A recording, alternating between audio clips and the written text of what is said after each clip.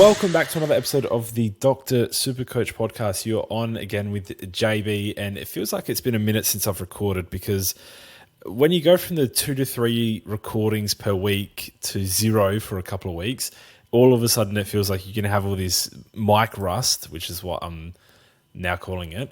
And it just feels like I feels like I haven't spoken to you in forever, Pistol.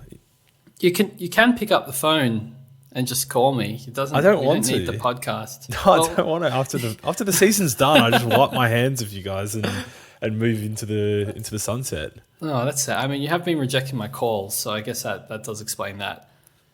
Well, yeah, it does. Thanks, like, man. it's strange that you can get the point live on the podcast, but you still keep calling. No, I feel like it's been a relaxing week and a half since the SuperCoach season ended. We will quickly go through how you finished the year. I think all things said, after a rough start to the season with injuries, you ended up trading your way still into a very good rank, in my opinion. Yeah, it was all right. I mean, most of the season I said my team is a 3K average team, and I was waiting for the eventual collapse, which happened in the final week, and falling 700 spots to finish 1 point shy of 3,000 on the dot, so 3,018th, which was very deserved given my team was the 3K benchmark for the entire season. Well, to me, that's a successful year. I think anything top 5K, especially if you've been playing the game as long as us, you aim for top 5K consistently. That's how you know you're a consistently good coach, right? You make good decisions, you make a safe starting team, and then sort of try to trade your way up. And if it doesn't work, you sort of settle for that top 5K finish. 5K if it doesn't is work, you're going to break in. Way higher than I aim for. Like, surely you go by percentage, like 1% at least. I never look at percentage. I could not tell you percentage. I'm sorry. It's just something top I don't 1K? look at. I look at that big number, and that's what sort of makes my eyes sparkle. Top 1K? Yeah, it's like your goal every year. Oh, no, of course. Like, you want to be, you want to be number one every year. If we want to narrow it all the way down, that's true. Why we play You're the right. game. If you didn't finish first, you're a failure. I mean, that is kind of my point, is that if you're a player who is an experienced player, you've been playing for many years, I feel if you rank outside the top 5K, you've had an unsuccessful year as an experienced player. That's the way I look at it. So ranking inside the top 5K is like you've done your job, you threw you shot your shot, it didn't go in, and then you settled for another good top 5K finish, which was for you 3K, which is good. I think that's good. I appreciate the kind words. I mean, I ranked 1696, and I didn't feel like I had an incredible season. I feel like I just teetered around that 1K pretty much all year, especially the last 5 or 6 weeks where I didn't move. But I'm okay with that. I'm really content with a rank around 1,500. I think it's a very successful year. Anytime you cut down that 5K down all the way down into the top 2K, I think is great. I still have never got myself since they brought in this KFC voucher and drumstick keyring and socks and tracksuits and all that, I've never won a single prize from SuperCoach. What? Which is kind Didn't of they sad. have that? What was it? 2020 or 2019 when you came 164th? It came in the year after that. The year after that is when they started it. Yeah, I know. You can have one of my 3 if you would like. Oh, brilliant. Thank you. I'm sad that you're not adding to it and going 4 from 4 this year, actually. Now it does feel like an unsuccessful year, to be honest. Terrible. People that did have successful seasons, we had the Prize League winner. So the first time we've done an overall winner of the Prize League, which means you've scored the most points over the course of the entire season in a group of, how many coaches are in there? Probably around 100? 120-ish coaches. Something like that. And you have been the best of the lot, which contained a lot of high-ranking coaches, which I didn't care to count. Probably would have been a good statistic to throw out there to endorse people to join the Prize League. I've got it. 45 in the top 1,000 out of a group that must have 100 odd. So nearly half the group. Great statistic. Yeah, pretty good. And the winner of that meant he had the best season of all those good coaches, was Windy Hill Wizard, who's a multiple mug winner, which is the monthly leading prize, which you would expect to get at least one of if you're going to win the whole thing. And he wins an exclusive first-time prize which I think we have revealed it. It's a Dr. Supercoach collection of bobbleheads. So we'll be hardworking in the off season to get them crafted and out to Windy Hill Wizard, who had just an incredible year. Finished, I think he was inside the top 10 by the end of it. Did he hold on to top 5? No, he came 12th, but I don't know what happened with just slipped out. I think someone in the top 10 potentially got disqualified, so I don't know what happened with right. TBD. I'm not sure. It didn't really come out. I'm not really sure what happened with that. I think we were throwing tips to Harold's son about second accounts and trying to get him into the prize money. But essentially, an incredible season. Something that, I mean, I've never been top 100, so something that only the premier coaches get into is such an exclusive club. So, and now he's going to have some sort of, I think it's a decent prize to sort of hang your hat on for the year and, commemorate what a great season it was. Pretty cool prize, if I say so myself. We can add to that as well. There's a couple of other prize winners in our midst. The Cup winner, the Dr. Supercoach Cup, which is free for all patrons who sign up. So I guess technically not free, but you get in no matter what tier you're in. So I guess technically is free, no extra charge. Which was Timmy's Turtles, scored a massive 27.84 to knock off second place there. So he gets an actual physical cup, which is unbelievable. I've never won anything like that in my life. A big cup trophy setup. It is awesome. And the winner of the last coach standing competition was Nick, coach of the A team. Finished very strongly with a 2.756. He just basically steamrolled all the way through. I don't think at any stage was in danger of being eliminated. Just a really solid season. I mean, the last 5 coaches were all in the top 200. So, did they all score 2,700 plus in the last round? Did I read that correctly? They did. That's insane. That is a huge finish. They all were. It was pretty funny. They were in like a little group chat. Basically, there was 4 of the 5 of them, and they were talking about their scores each week. And Nick was the only one that wasn't participating in it. So they were all like working out who won. And then they're like, but we don't know what Nick scored. And then he ends up being the winner. So it was pretty amusing. That is, I mean, I feel like it's obviously the prize league winner is the toughest prize to win. But the cup winner and the last coach standing are both such improbable prizes with the adversity you have to get through. Like not having a single week outside of the top 80% of coaches or whatever are left in that LCS is crazy consistency. Like you have to be such a high rank really coach hard. to do that. It's super hard. And then the cup winner has to be all the prize league players who we just said are pretty much all top 1K are all in that cup. All 3 podcasters are in the cup. All of our rivalry league participants are in that cup. And Timmy's Turtles comes through. It's just the odds of winning any of those prizes are so astronomical, but they're such awesome prizes to get a hold of. So congratulations to those guys, I guess. Yeah, awesome. Good job by them. All right, we got a little bit more housekeeping before we get into. I mean, this is going to be I haven't even spoken about it. Exclusively Slack-generated question-based podcast, but it is actually our year in review podcast, which we love doing and we love looking back on when next preseason kicks off. I think this one more than ever is going to be one that we try to look back on while our clarity is a little bit clearer, having just gotten through the season that was, which is a very turmoil-driven season. I that's how I like to look back on it, but you might have different thoughts. First of all, we've got to get to the Cancer Council. There was a couple of donations in there before we move on. Yeah, well, there's a big one. Michael Gunner, thanks very much for your very, very, very generous donation. He says, I carried Dacos donuts for the last 3 weeks of the season. It's also a dumb thing because as my final trade, I didn't realize I traded out my defensive DPP link. So he could have saved his donut. A grouped up donation based on his average. These are the points that I missed, which were a lot. So very much appreciated, Gunneth. That's an epic way for us to finish our season. Our final tally at this point is 28,626. So awfully close, 1,400 off the 30,000 goal, which would just be, I mean, it's all ridiculously amazing. But yeah, every time we hit one of those major milestones, it really sinks in a little bit more, how much as a community we've all raised for the Cancer Council. I mean, it's beyond words. At this point, we can't even explain the generosity. And I think we try to explain it each time, and it still doesn't quite hit the mark. So just incredibly appreciative of everything that everyone can contribute there. So yeah, what an effort by everyone. I have a quick Patreon effort update before we move on. There's no new sign-ups, but there should be. The next few months of Patreon are free. All you have to do is pay for the first one.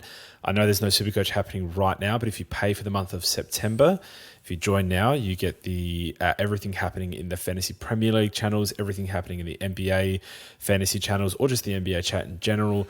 In general itself, we're having SuperCoach discussions. You get through the entire final series, obviously, and then even the opening of the game, which happens generally late December. We start seeing player releases, items, stuff starts going on.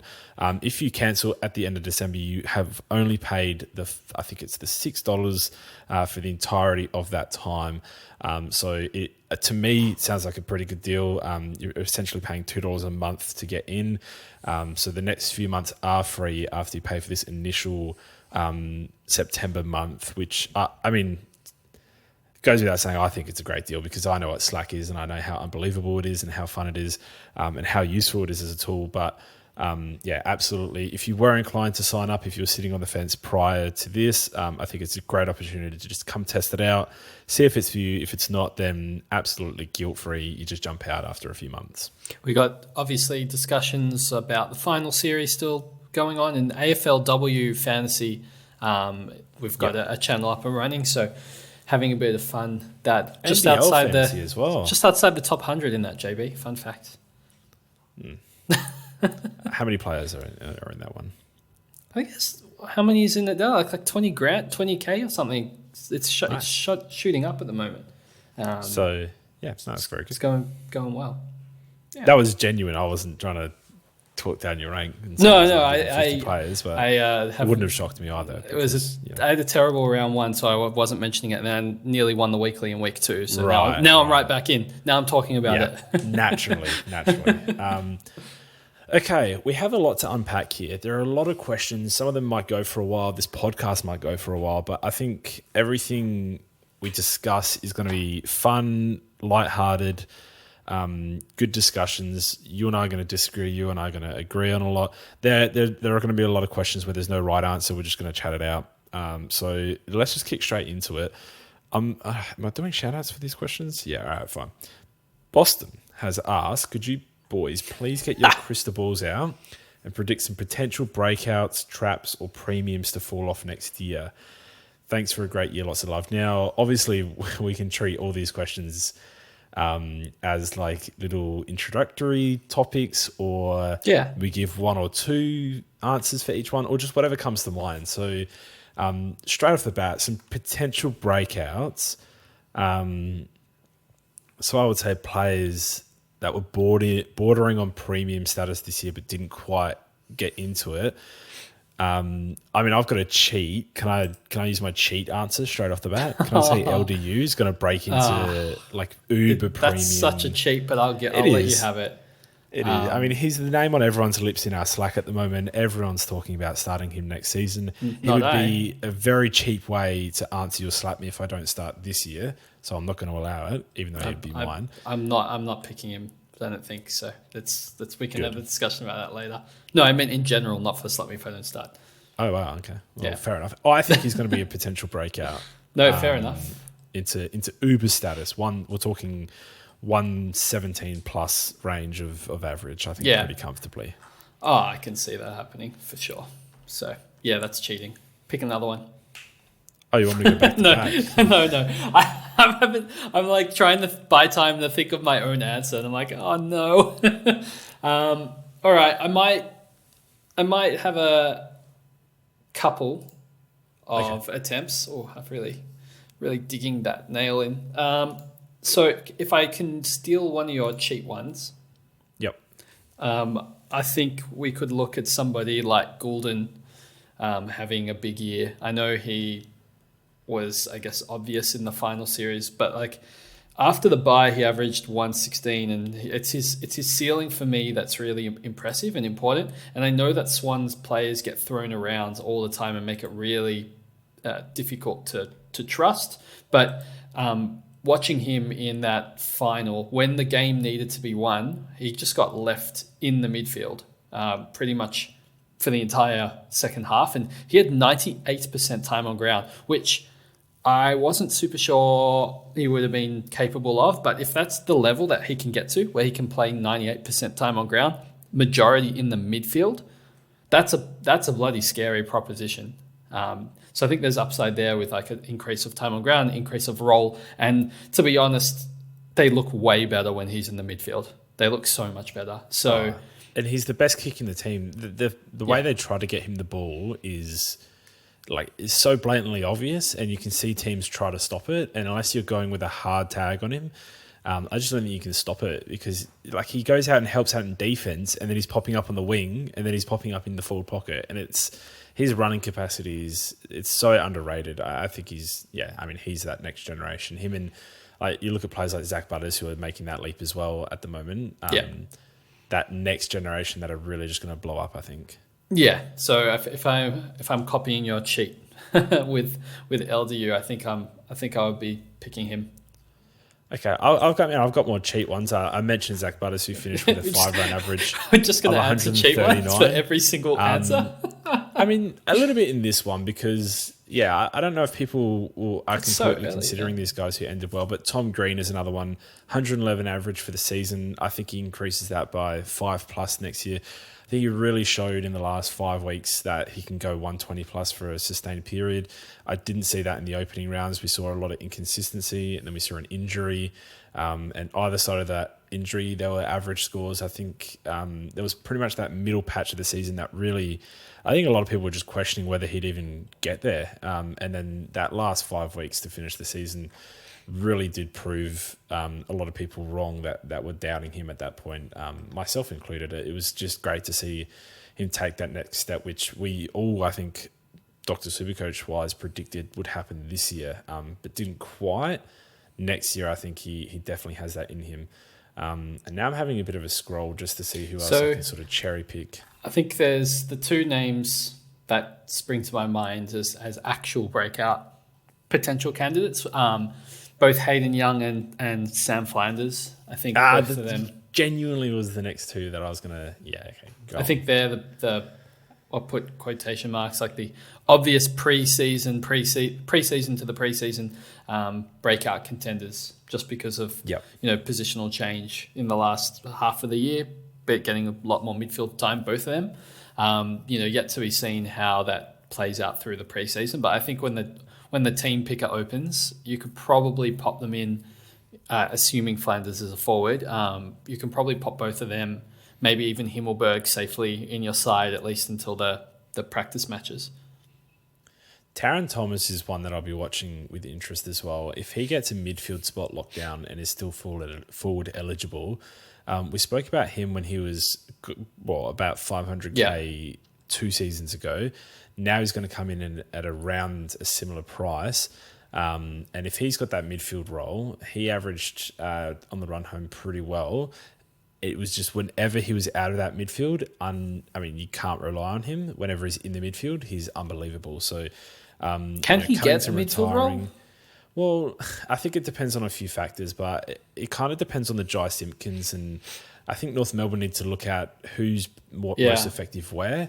And Simpkin, you saw get pushed into the forward line a little bit more, whether that was to protect his body when he was getting a few injuries late in the season or not. Not quite sure, but it's just something to watch in the preseason because he could rocket up into that 100+ average as a forward midfield as well. So, I just think there are a lot that are sort of hovering around that range, aren't there?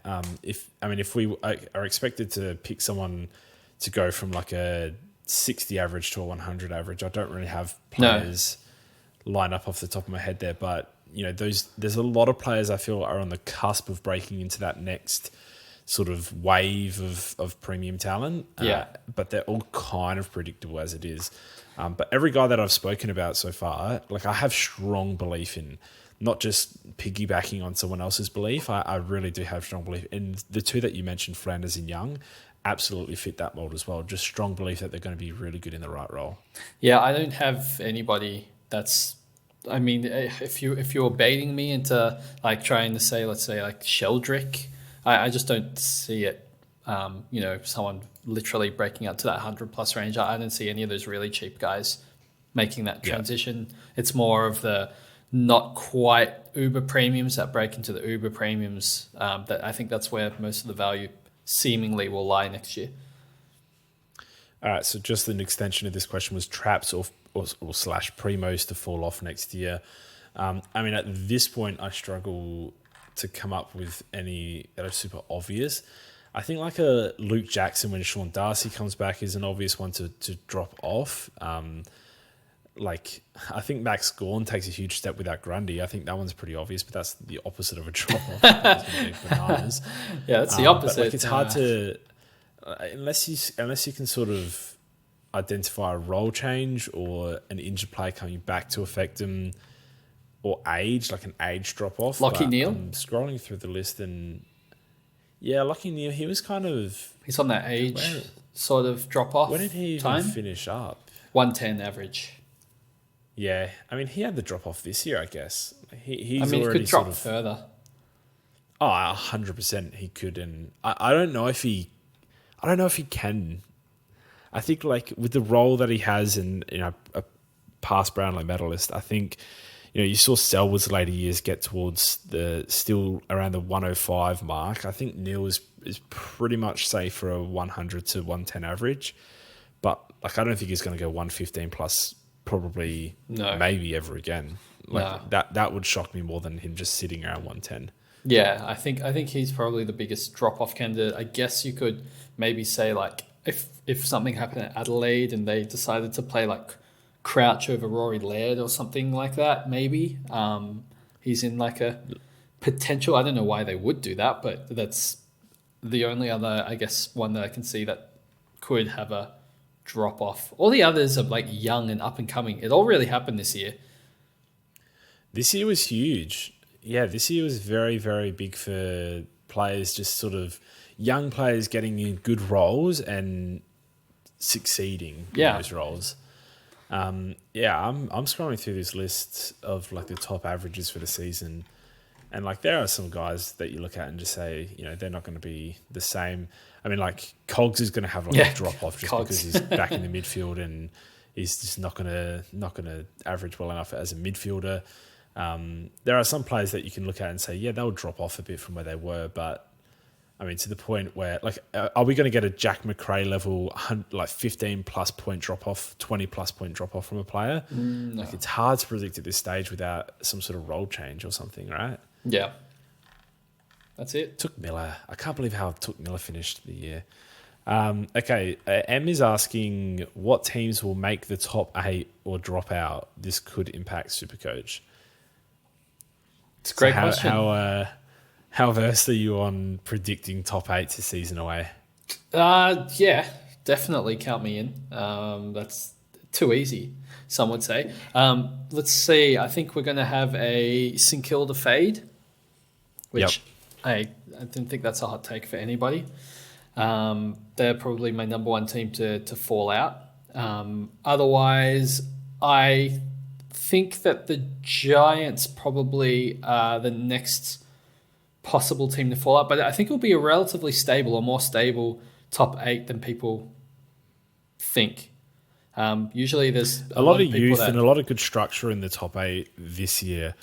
Like Collingwood, well-structured, well-coached. Brisbane, well-structured. They've been on the march for a long time. Port have a lot of youth. It'd be hard to see like that sort of mammoth drop-off from them in one season. Melbourne have the structure and the experience in there.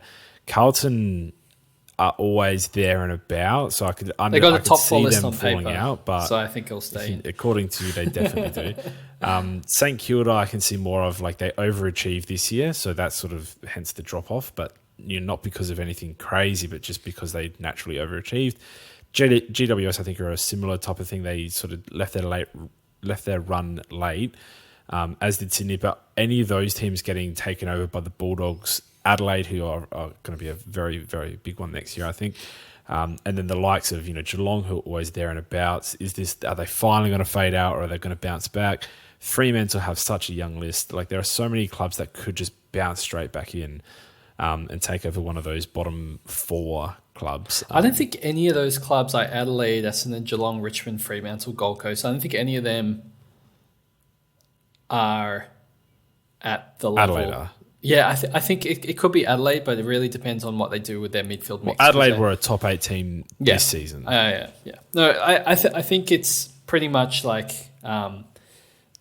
Bulldogs will jump in, Saints go out, and that will be the only change. The reason I'm a bit skeptical on Adelaide is, like, if you had to say to me at the beginning of last year, you say, what's the future of, like, I'm looking at my team. We finished the year of 2022, and we finished with a midfield of Ben Keys, Dawson, and Laird, and then Sloan as my midfield. It's 2022.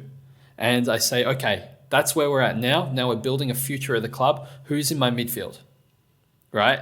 And then you're thinking, okay, well, we need some speed. It's Rochelle. Obviously, Berry at that stage was looking quite good. Schoenberg was looking promising. And I'm like, okay, these are the youth. These are the guys that are going to bring our club to the next level. And then we're sitting here in 2023 and we're at the season, and I'm looking at who got the CBAs in the last, week.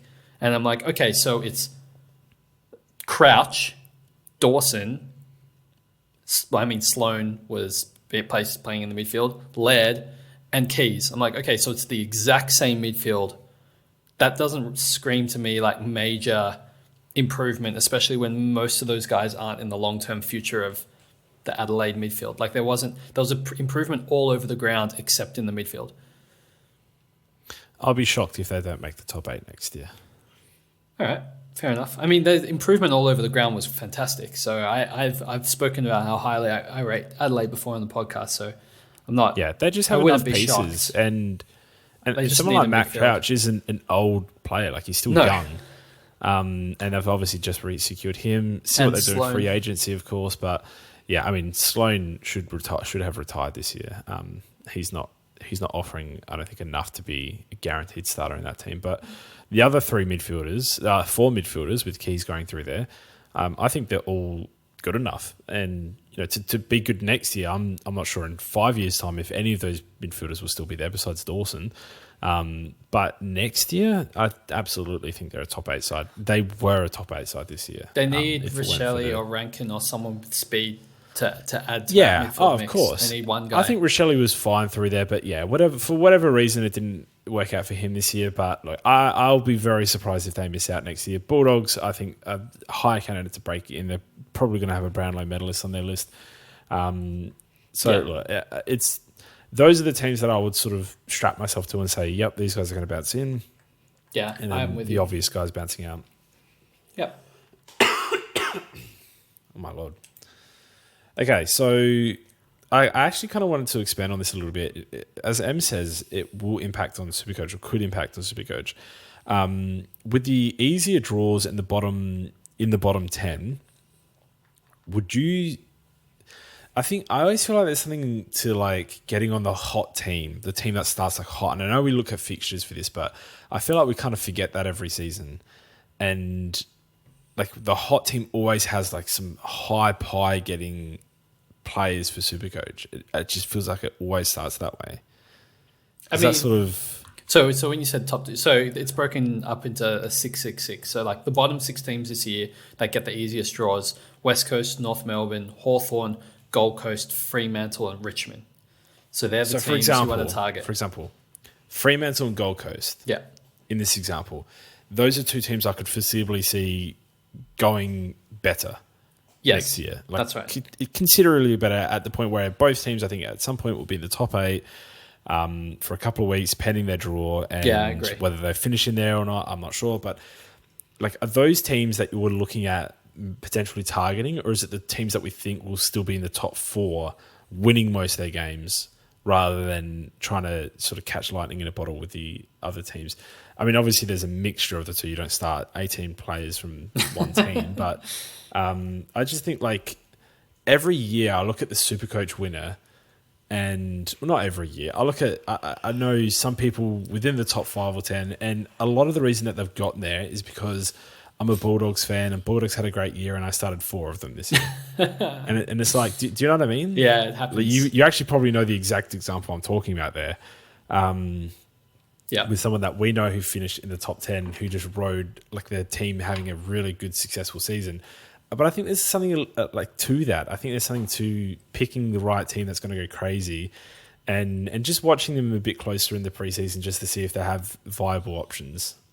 Yeah, I think there is something to it, and it might not be important for that super primo. So we know Bontempelli, wherever Bulldogs finish on the ladder, is going to be a super premium, right? But when you're trying to pick out that breakout contender that might get a bit more of the pie, someone like Hayden Young, Fremantle getting an easy draw, that might really impact him. If you see Gold Coast line up with the entire bottom 6, you might think, well, there's value in someone like Sam Flanders, so I might start him and try and take advantage of that early value. So I think you do have to look at fixtures, and to use your example, LDU as well. If he gets really easy fixtures to start the season, back-to-back West Coast and Hawthorn, or maybe not Hawthorn because Tigers, but if he gets really easy fixtures, you might want to jump on for the early ride. And given we saw LDU start with, what was it, like a 155 and a 144 or something like that, it was pretty much proof that if you ride the fixtures with him, you can get some bigger ceiling scores. And that's if he didn't get injured. All those guys in those first 2 weeks that had LDU were the ones at the top of the rankings. Yeah, I think it's so interesting. It's something that I analyze the fixture and say, this team has a good fixture, but that's kind of it. Whereas I think the first 6 is so important, especially for your starting teams, obviously, because you don't want to there's something to the coaches that jump on those guys towards the end of that. This is something that FPL really teaches you. Is like you get those, you start someone because of those first 6 fixtures, and you think they're going to go well. In the FPL, you can just flick them, but in SuperCoach, you don't flick them. You hold them all season, and then other people jump on them. But if you've got the best 4 fixtures in the first 6 weeks before people can afford to jump on them, you've drained most of their value from that peak already, and then people are just playing catch up on them. Yeah, and the fixtures might turn eventually. I think it's just so important, and something I just wanted to point it out this podcast because I really want to remember when I listen back next preseason. Hello, future JB. That fixtures are super important, and sometimes I can really underrate them, especially when selecting my starting team. Especially when I start getting crazy and going, this guy's fun, and then just forgetting all of the fundamentals that sort of start you off on a really good note, which is a lot of which lie in good fixtures. So on the other hand, if I think about the podcast we do in 2021, come off a great season, there's SuperCoach changes, all very exciting, and I go into 2022 analysing the fixture, and I see the perfect opening 6 weeks for GWS. Couldn't be easier fixtures, and I load that team up, 6 premiums or whatever it was, or 5 premiums with GWS players, and GWS out of nowhere become bad and they don't score well, and all of the premiums flop, and I end up after 3 weeks with one of them left in my side, and then I essentially do that again this year. But anyway, the point is that sometimes, you take that risk and that gamble that team's going to go really well, but also sometimes the team just surprises you, and even though they have easy fixtures, they're in the bottom, like Gold Coast, for example, right? We're expecting them to bounce back if they have really easy fixtures in the first 6 weeks. But theoretically, they could lose all those games and then just be the worst team in the competition. And then it wasn't really much of an advantage. You have to believe in the product as well. And the picks still have to make sense on their own merit. If Gold Coast is bad, does this pick still make sense? And I wouldn't advise going 3, 4, 5 deep just because of the Gold Coast fixtures. We have 5 Gold Coast players going to round 1. It might be the difference between cheaping out on Took Miller as opposed to cheaping out on I don't know, someone Absolutely. who might worse starting fixtures that you might be looking to cheap out on. Josh Kelly. Yeah.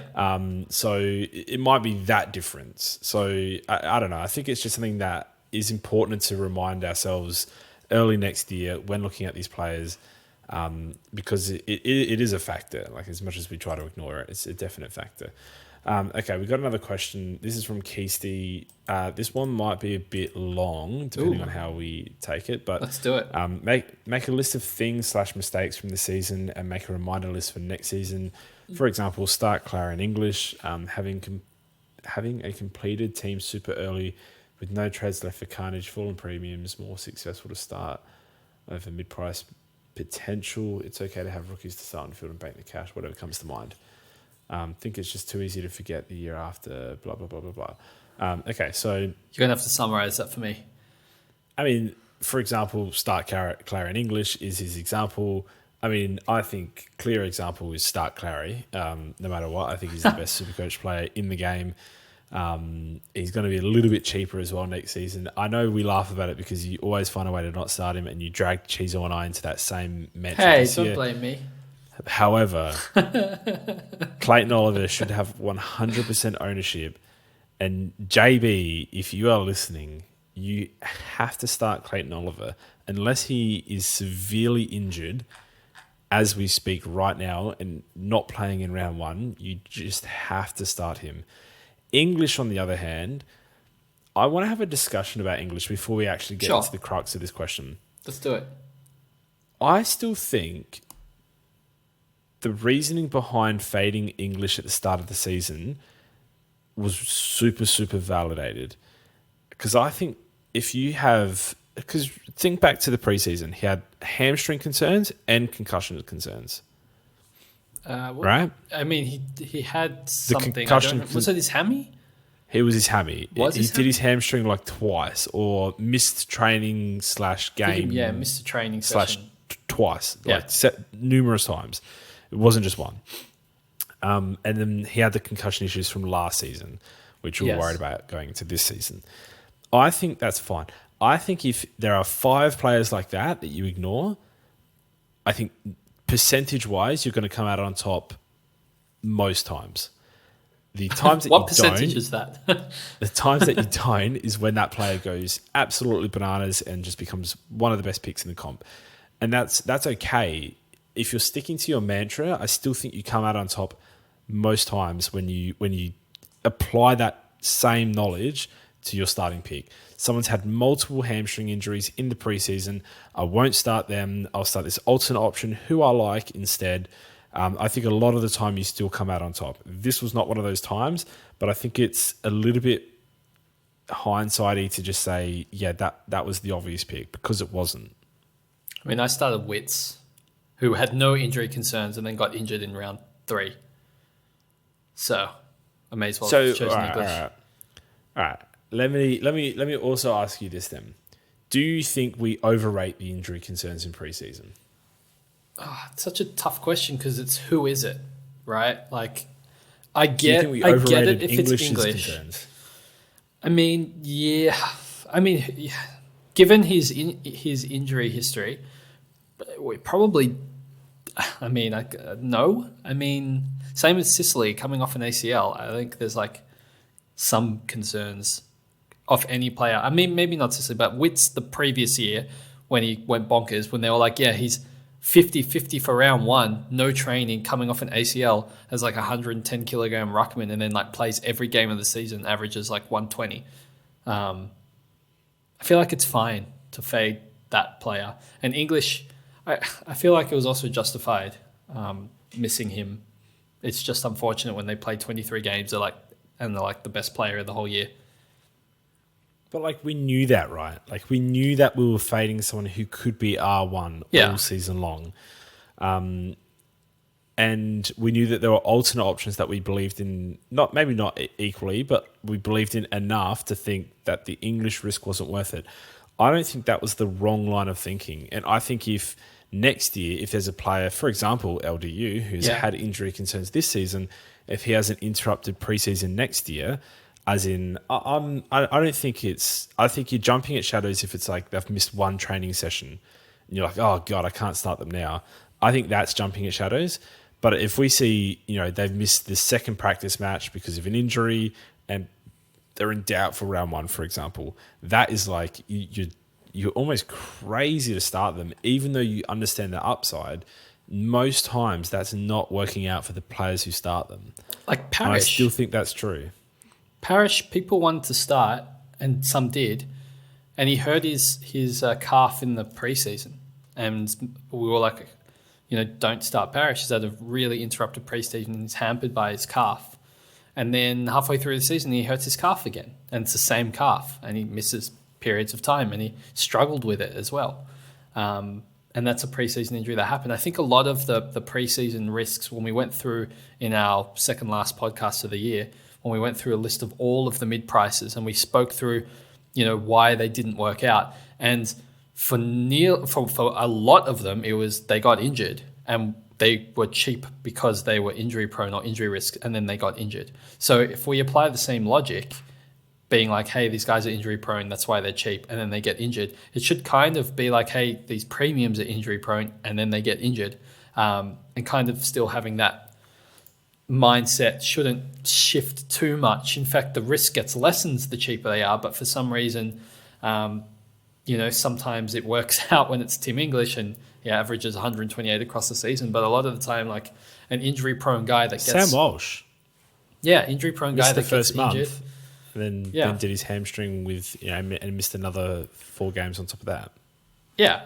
I mean, the guys, a lot of the time, they get injured in the preseason and then they do get injured throughout the season or early on. Like, it's very important to not underrate a injury-free preseason and getting people who, they come into the season and they don't have strapping all over their body. And you're like, okay, these guys look right and ready to go. I think that is really important. And as you said, sometimes you just get lucky and you pick an injury-prone player and he plays 23 and dominates. But I don't know if that's the right decision, but I think it's definitely more of a risky decision. Yeah, I think upside obviously is a factor, and thinking someone could potentially be R1 is one thing. Thinking they might be the best player in the game is another. If we thought that about Tim English, I would like to think anyone who thought that about Tim English, he was the second best player in the game this year, probably still would have taken that on. I thought there was a definite realistic chance that Sean Darcy scored within a few points of him. I thought there were a couple of ruckmen. I thought Rowan Marshall would also do that, and obviously they didn't. Marshall actually wasn't that far off in the end, but obviously that's me not correctly reading English, but I would rather be slightly wrong about how I read them in terms of the season. Like, I didn't pick him as a top 2 player, rather than picking them against my better judgment and them getting injured and using that trade. As we say with we've said this a lot internally within Slack. We haven't really said this on the podcast, but the upgrade cadence this year was so crazy. Using boosts, like in so many of the opening rounds, to keep your upgrade cadence or to accelerate your upgrade cadence. If you were someone who had Callum Mills or took Miller, and your upgrade cadence got ruined by trading out those injuries, it ruined your year in a lot of ways, and it was very tough to fight back from. If that was Tim English one week, you are also one of those problem people, and he was owned by such a high percentage. It was great that he scored so well. Amazing for those who started him and had that faith. If I thought he'd average 128, I would have also been one of those people. But the fact that I picked him more around a 118, 120 average meant that I chose someone else. And that backfired in this instance, but in other instances, it didn't. So I still think it's the correct line of thinking. And I still think, you really just have to weigh up the risk of what you're betting against as much as what they're betting against as well. So can I have a hot it's very take? Interesting. Yes, please. It's a very minor hot take. Still a hot take. I think warm take. Tim English was the best player of SuperCoach this year. Better than Bontempelli, even though Bontempelli scored 39 more points. Okay, I don't really have strong feelings. Ask me why. Really Ask why. Come on. Okay, why? Bontempelli had 8 scores above 130, and that's okay for a captain. Like, that's pretty good, but it's not a guaranteed captaincy score. And and English had 13 above 130. That's a huge difference. It just means that you could slap the C on English for just consistently good captaincy scores and make your life easier. Bont just has a much, his ceiling is amazing and he has those spike scores, but just makes you really think for next year, if Bont's... I don't know if I agree with that. Why not? Because if you had to buy somebody...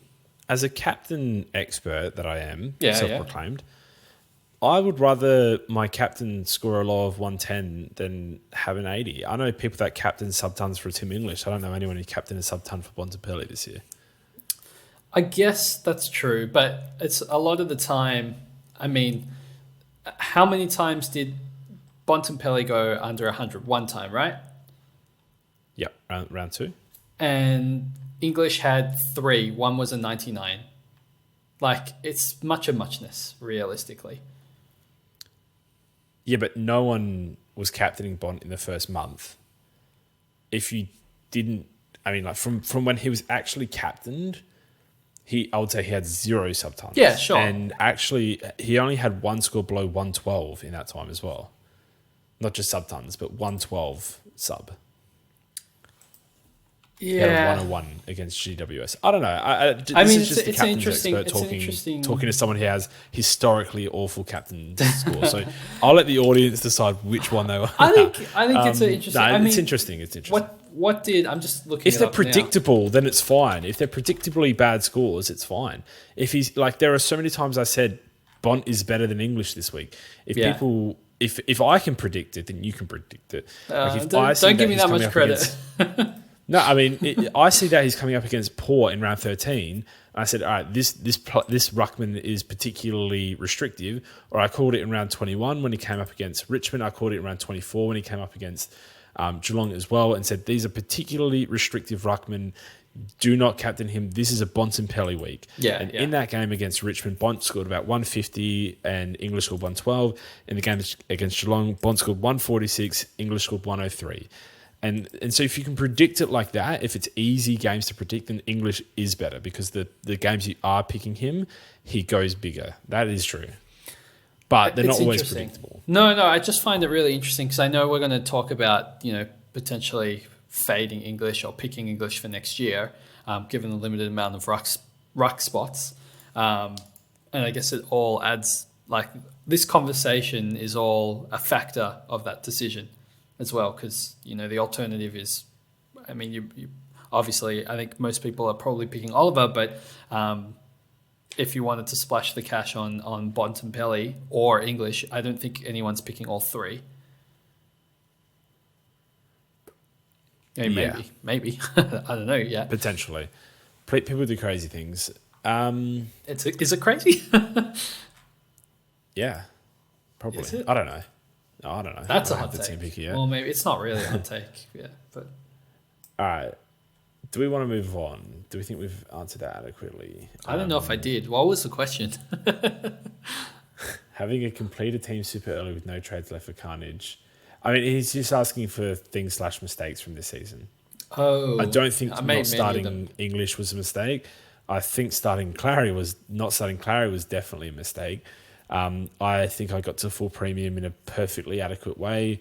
I would have been happier if I had an extra premium on the bench to rotate around injuries. Absolutely.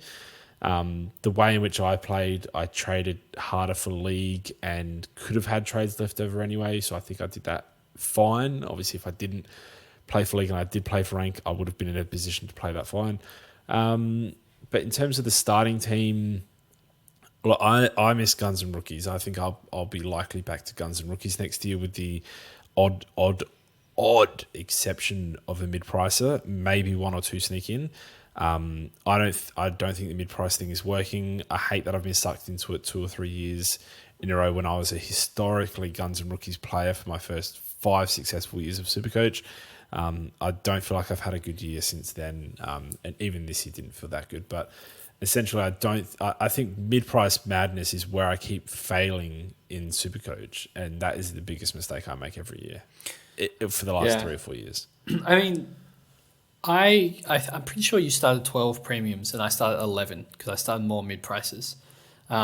And That checks out. But a lot of people started 13, and that was even better again. well, so my starting team was really good, and I started really hot. I mean, this was the first year in, I guess, that I can remember that I traded like actively badly, and early on as well. So I don't know. It's hard to see like, hey, what happens if I just didn't trade like an idiot early on in the season, and I just was riding a hot team and letting it do its thing. I argue a lot of those idiotic trades are because you have players that are mid-price failures. It's true. That you do Could want be. to trade that lead to worse trades, and that just exhausts your trades by the end of the year. Because I don't think they work. I think the percentage of working mid-price players, and which is I'm going to lower it even further because half the ones that are good aren't even predicted to be good, and no one even owns. The percentage of successful mid prices that we actually consider starting and or do start is like 10%. It's shocking. It's really low. Yeah, it's low. You look through the list of like the 7 or 8 players that we were looking at this year, and how many were successful? Yeah, no, we did do this on the previous pod. It's very low, very bad.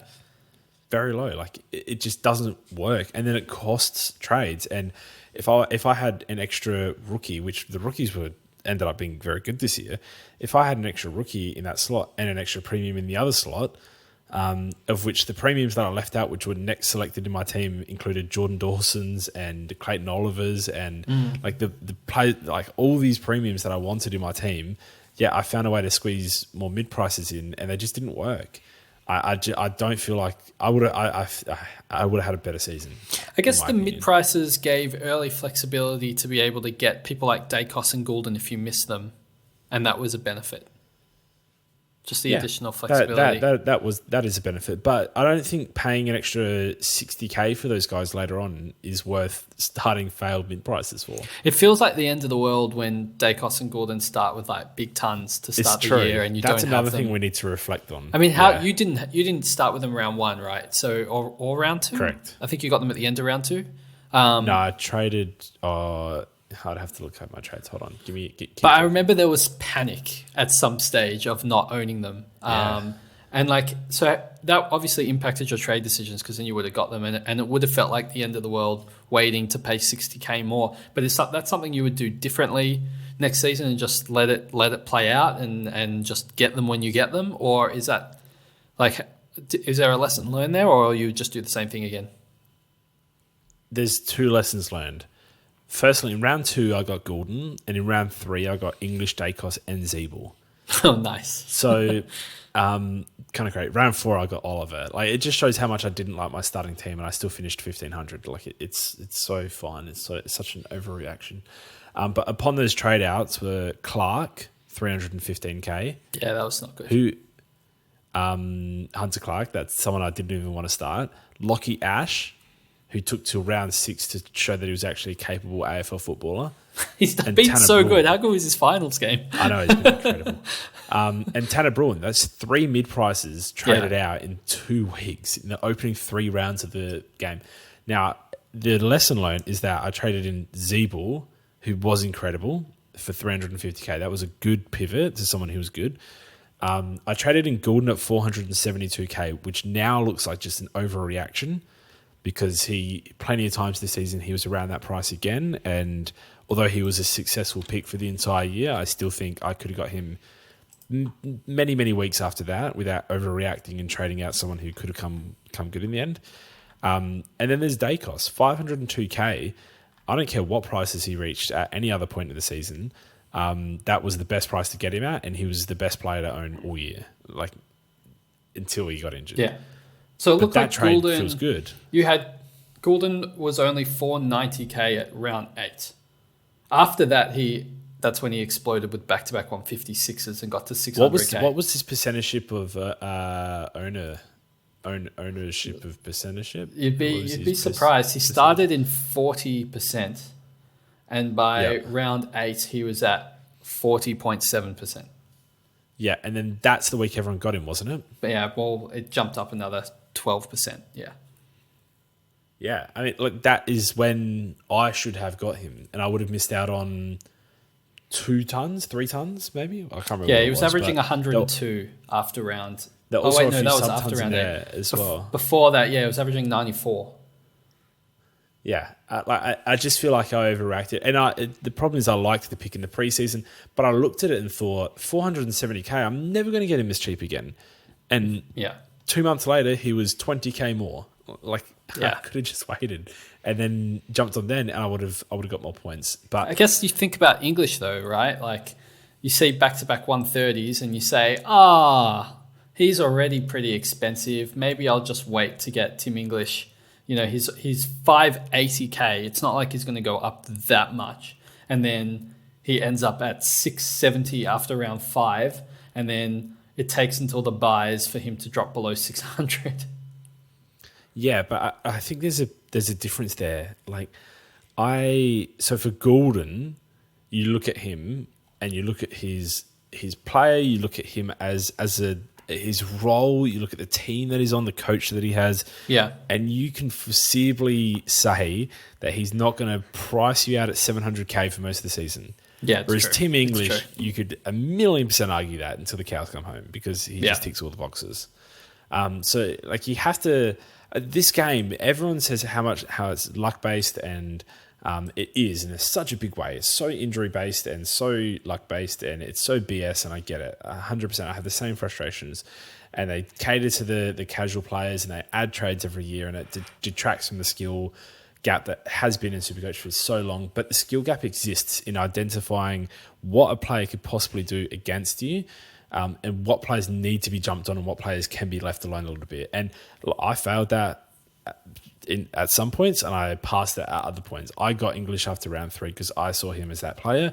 I got Gordon in round 2 because I incorrectly identified him as someone like that as well.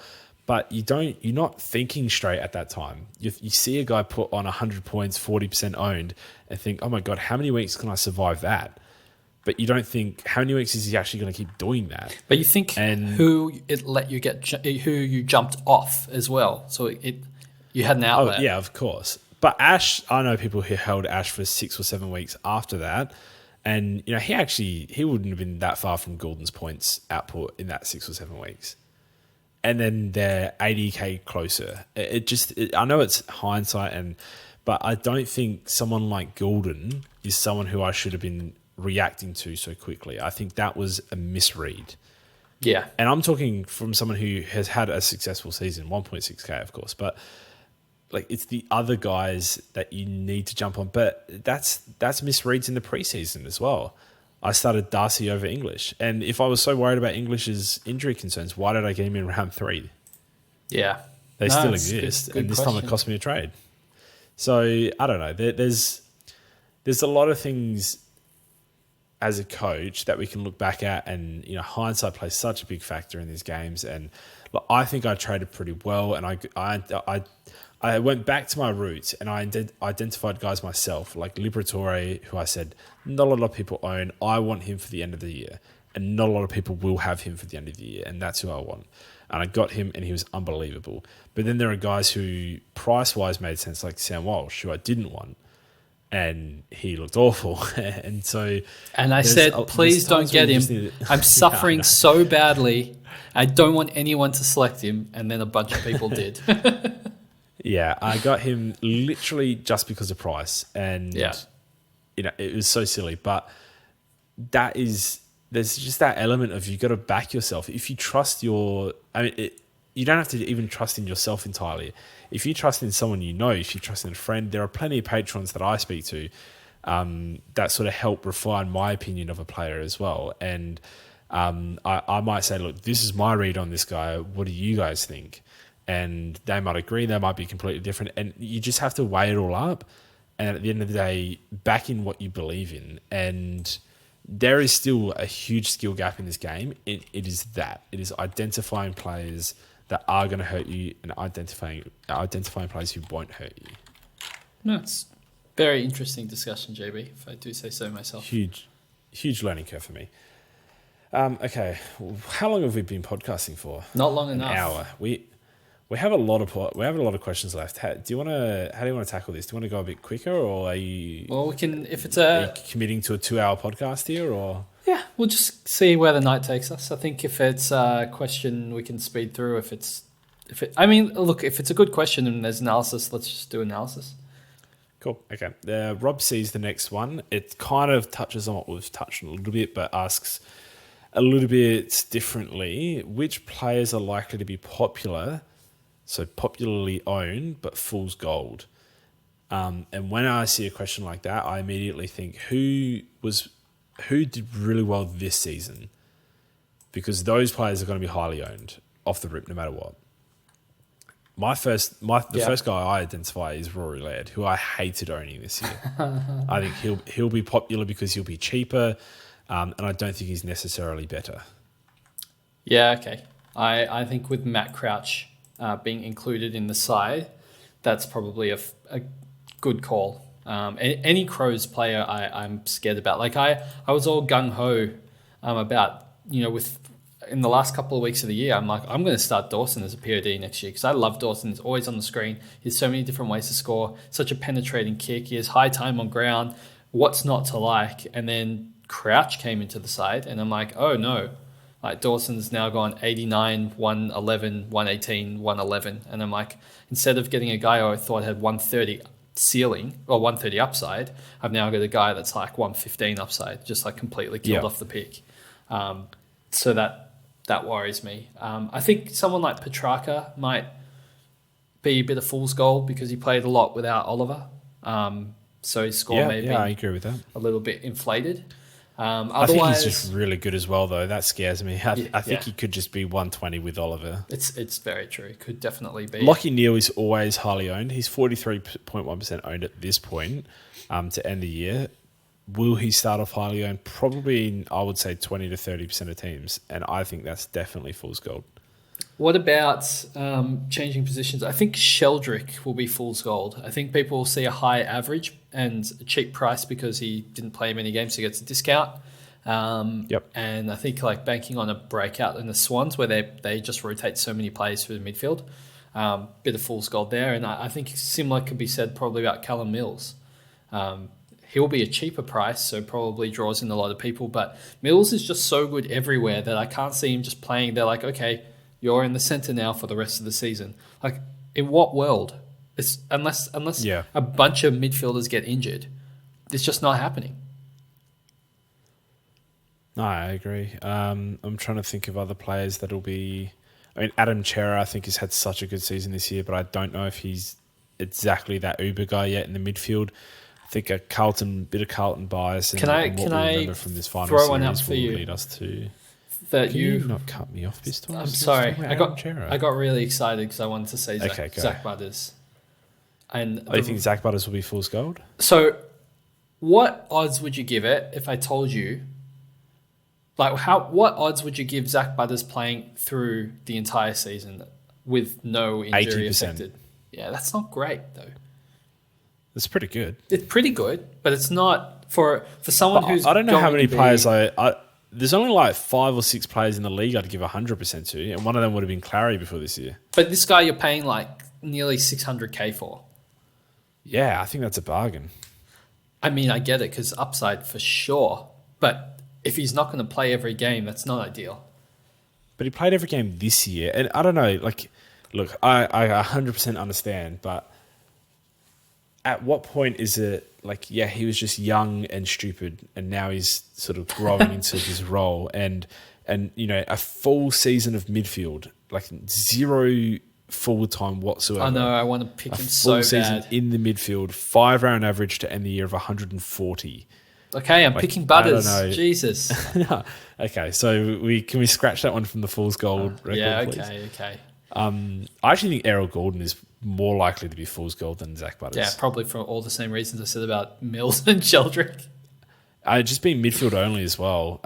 Like, do we expect him to go 115? It just depends on his time on ground, right? Like, if he's playing 98%, then sure, he can go 120. I'm not saying it would shock me. I just think it'd be a little bit crazy. I think there are going to be periods where he's probably cheap.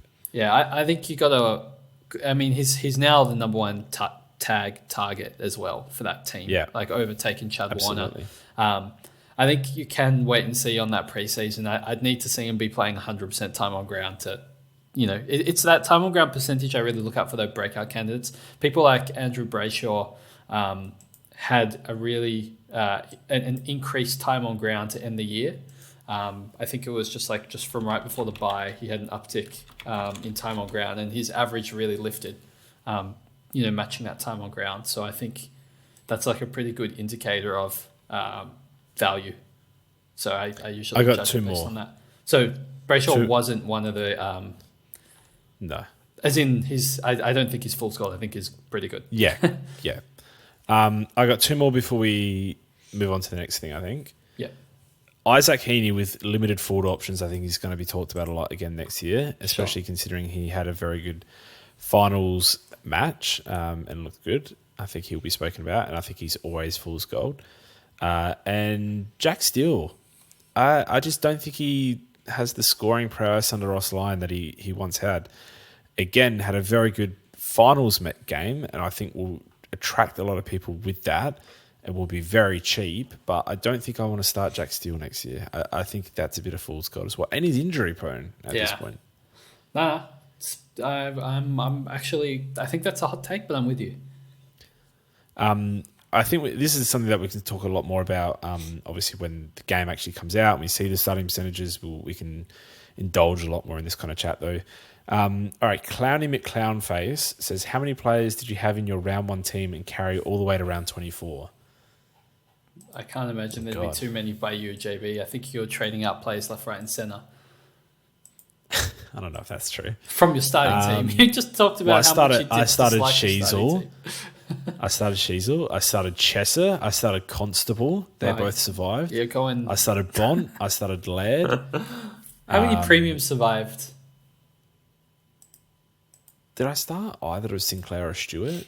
No. No, I started Doherty and crap back there. Okay. Bont did. Laird did. I traded in Merritt. I traded in Brayshaw. I traded in Libber and Sarong. Neil, I traded out, then back in. Does that count? Sure. Okay. Neil. Walsh, no. I mean, Doherty, I traded out, then back in. I don't think that counts at all because that was like with a round left. Marshall survived the whole year. Rosie survived the whole year. Cogs, Taranto. It's actually quite a lot. So 7 premiums. And then Goulden I got in round 2. Dunkley I traded 2 butters when he had that 3-week injury. So that's not like someone who I needed to trade out, I suppose. Yeah, I don't know. I think it's a pretty good turnaround. And the guys that I was pretty comfortable with having, like Dawson, I was so comfortable starting, but just didn't end up starting. Like they found their way into my team pretty quickly. So I think like the reads in the preseason were all really good still, but it just, they were just injuries. There were a lot of injuries. A lot of guys that had to be traded out. Fair enough. Let's go on to the next one. Do you think we'll see a big changing of the guard of sorts with your Sarongs, LDUs, and Andersons taking the place of our seasoned campaigners? We have discussed this a little bit. I think LDU definitely. Anderson and Sarong... They're not in the same tier as like Butters. No, they're not. They're not. Look, I think LDU, Butters... Dare I say Flanders? I genuinely think Flanders is going to be really, really good. I know he's not quite not in that same tier, tier, but you could say even Goulden, potentially Brayshaw. Yep. Those sorts. I don't know if Zera is young enough anymore, but Jordan Dawson even potentially. There are a lot of guys that will take over 100%. Nick Dacos, obviously. Yeah, a lot of guys that will just take over. And I think, the old guys are moving on. Laird, yeah. I mean, we still have Bont, Petrarca, Oliver, and Clary that are pretty comfortable with. But besides that, most of the guys have already been turned over to this point anyway. Yeah. Let's move on to the next one. Thoughts on mid-prices versus guns and rookies next year? Obviously, it's value-based. This is something that we'll obviously discuss. This is Mr. Ping asking. Last one was Jamie. This is something that we'll talk a lot about in the preseason in regards to obviously which players fit in where. I thought Jacob Hopper this season Was that even this season? Yeah, it was. Yep. I thought Jacob Hopper this season was like a must start. Absolutely lock it in. Like, didn't ever leave my team in the preseason. That type of player. If there's one of those, which I can't think of the equivalent of, it would be like someone who changes clubs or something like that.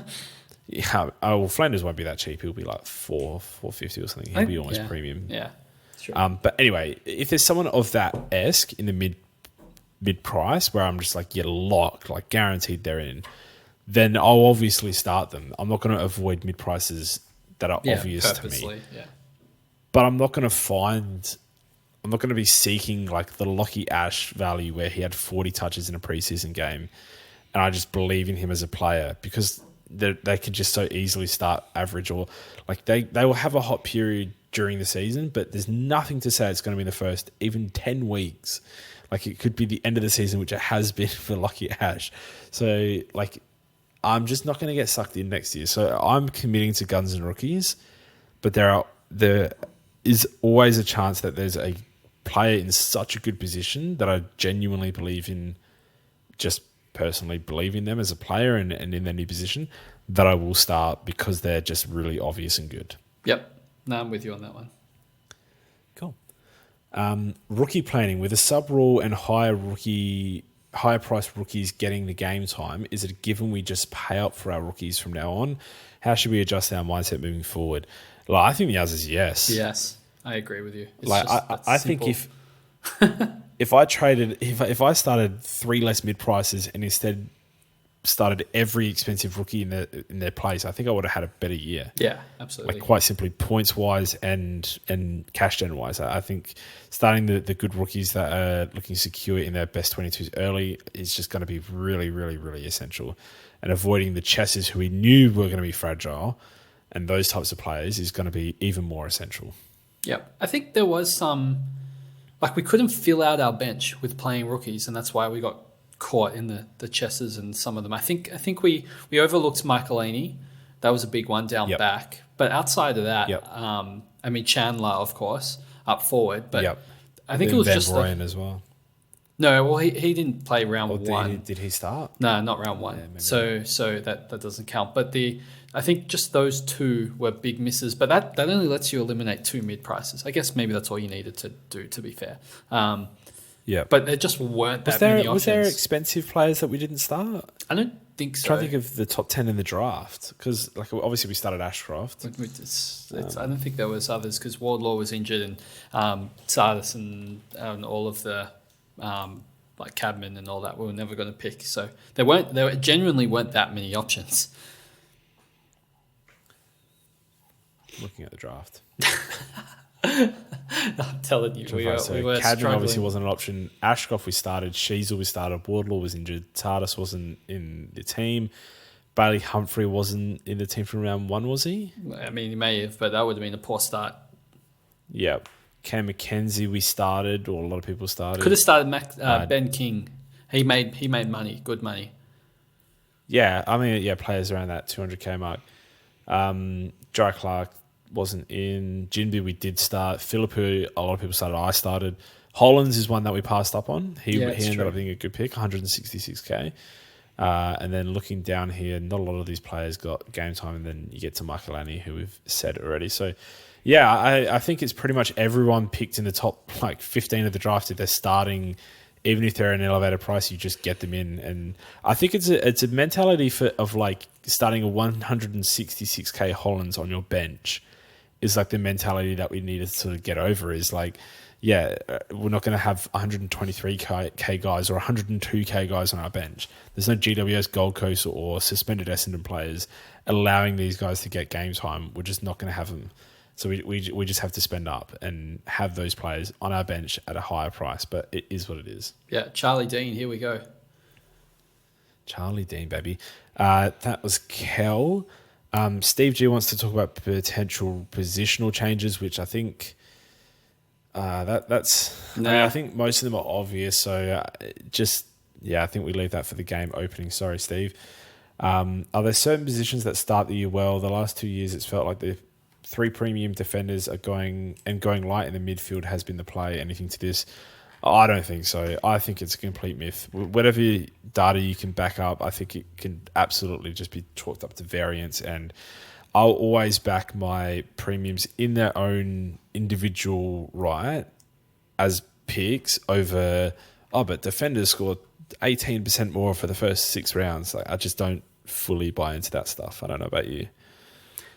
I mean, maybe there was something with like teams playing more of the pot, like mimicking the Pies style with like fast attack, but I don't really see year by year thing though. Like, I don't think it's something if it we can was really even predict. to exist. Because we also you can make the prediction and be like, okay, they're playing fast attack, so like midfielders will do worse, but then you could just get it wrong and then you ruin your entire season based on like a 2-game or 1-game preseason sample size. And you're like, let's see how that works. And then you base your whole team based on that. I don't think there's... Well, this year I'd say forwards started the best, but that's because they've all been midfielders. So is it midfielders that start the best or is it forwards? It's just, it's such a year-by-year proposition, I think. That was Dirty Dev, which is a great question, but just not something that I suppose it's just a year-by-year thing. You can't possibly put stats to it and give a reason why. If forwards were only forwards and defenders were only defenders and Nick Dacos wasn't a defender, for example, then you could probably put together a decent stat for it, but it's just not the case in SuperCoach. Okay, we only have a few more questions left. We've actually gotten through these pretty quickly. All right, Chowd says, a popular team structure this year was 3 to 4 mid-prices to allow to pivot to the best option. Was this a total misstep? Should we return to guns and rookies and move a failed premium to the mid-prices if they do go crazy, obviously within reason? And then said, how many, hands up, tried to jam Hunter Clark, Tanner Bruin, and the Lockie Ash types into their team? Me to all 3 of those options, thanks for the reminder. And yes, all 3 were incorrect. All 3 were out of my team in 2 weeks, and I completely agree with this comment. I think we absolutely misstepped this year. I mean, like, don't get me wrong, we still had good years, and it still left us flexibility. I might not get Jack Seaple in an alternate year where I start premiums instead of mid-prices. I think that having that flexibility has been great and has saved us from having a bad season. Whereas, like, in other years when none of them pop, like maybe it's like the worst thing ever. Like, there's not always a Jack Seaple who's averaging premium numbers for so long in that mid-price section. But I just think we accept that not a lot of these guys come off. And if they do look like being a Jack Seaple in a totally different role change, hopefully, firstly, we identify that in the preseason. Or secondly, you just be conscious and you just sort of have a plan where it's like, I can sacrifice my worst premium if it looks like some of these guys are essential. Or, I mean, there are so many injuries early days as well where, like, there's always opportunities to jump on bandwagons. But, yeah, I don't know. At the worst case scenario, what happens? You start the perfect lot of premiums and rookies, and you lose 80k on a mid-pricer who turns into a premium to whoever started him. Like, it's not that dire. It's never that dire. So I think a couple things that I like to think about is I know the mid-prices increased flexibility in my team when they were spread across different positions because, you could go up or down in any position. But when I think about what I did with my dream team, which had a lot of success this year, was I went not as many mid-prices, but then I just traded out my lowest performing premium after round 1, which was Laird. And that let me get the best mid-prices who I had missed, but I avoided all the terrible mid-prices. And then the next week, I traded out my lowest performing premium again in Neil. I mean, it sounds ridiculous, but obviously I split him up to get like Gordon and Dacos and stuff, and Jay-Z. But it just meant that I then went into round 3 and I had all my premiums performing because I basically had an extra 1 than my SuperCoach originally, or maybe an extra 2. Because I didn't pick that many mid-prices. But then I also had all the good mid-prices because I traded them in before a price rise, which meant I went into round 3 with like a fully performing team, which I didn't do with my SuperCoach because then I had like some mid-prices that weren't going super well. I think there's flexibility isn't one-sided. Like, you don't need to pick mid-prices to have increased flexibility. You can pick premiums to also have flexibility. It's like a mental it's like a mental thing to trade out a premium early, because you think, well, I've thought about them the entire preseason, and I have all this rationale as to why I think they're a good pick and I should hold them.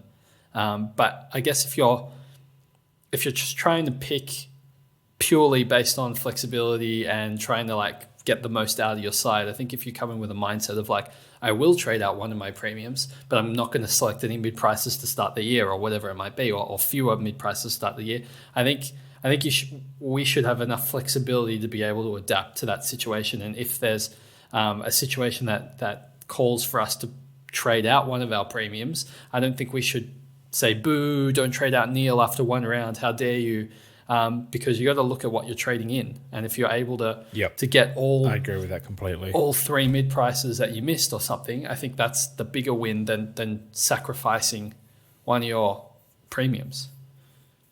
Yeah, I mean, Neil got me Dacos and Zeeble in round 3 this year. So, no, I completely agree as well. And chances are you're going to have a foul premium or you're going to have an early injury. Like the odds of having neither of those things happen early, that crazy. And the result of that is that good that you don't even, like you look at your team and you're just like, okay, I don't have anyone to trade. I just won't trade the mid prices in. I miss them.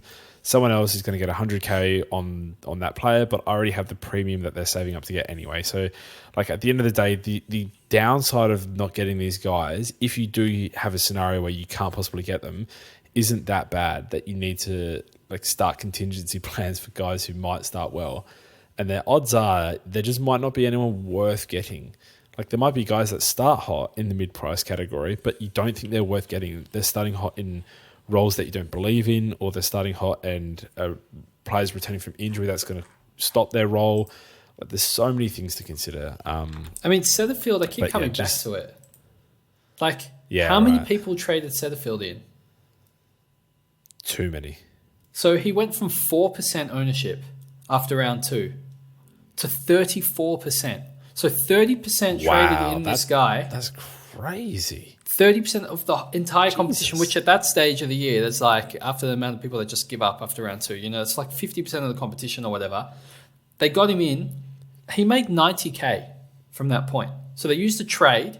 He averaged like, before his injury, he averaged like 75 or something and made 90K and then dropped money after that. That's a terrible trade. Which a lot of people might have still held for. But yeah, it's absolutely a horrible trade. But at the time, people were thinking, but something we need to remember. Get this going. But yeah, absolutely. No, I agree. And he played he's someone I didn't get.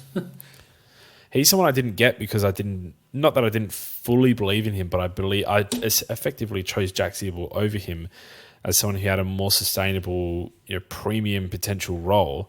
But a lot of people were like, no, you have to get them both. You have to get them both this week. Like if you don't have them both, you're missing out, or everyone's going to get such a leg up on you. And it's just crazy the mentality at the time versus what we look back on now. Like sometimes sure things aren't sure things, and things do happen.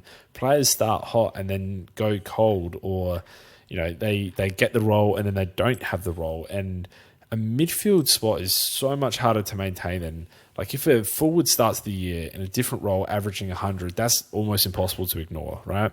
They look good, they're in a better role, they're ticking all the boxes. That's hard to ignore.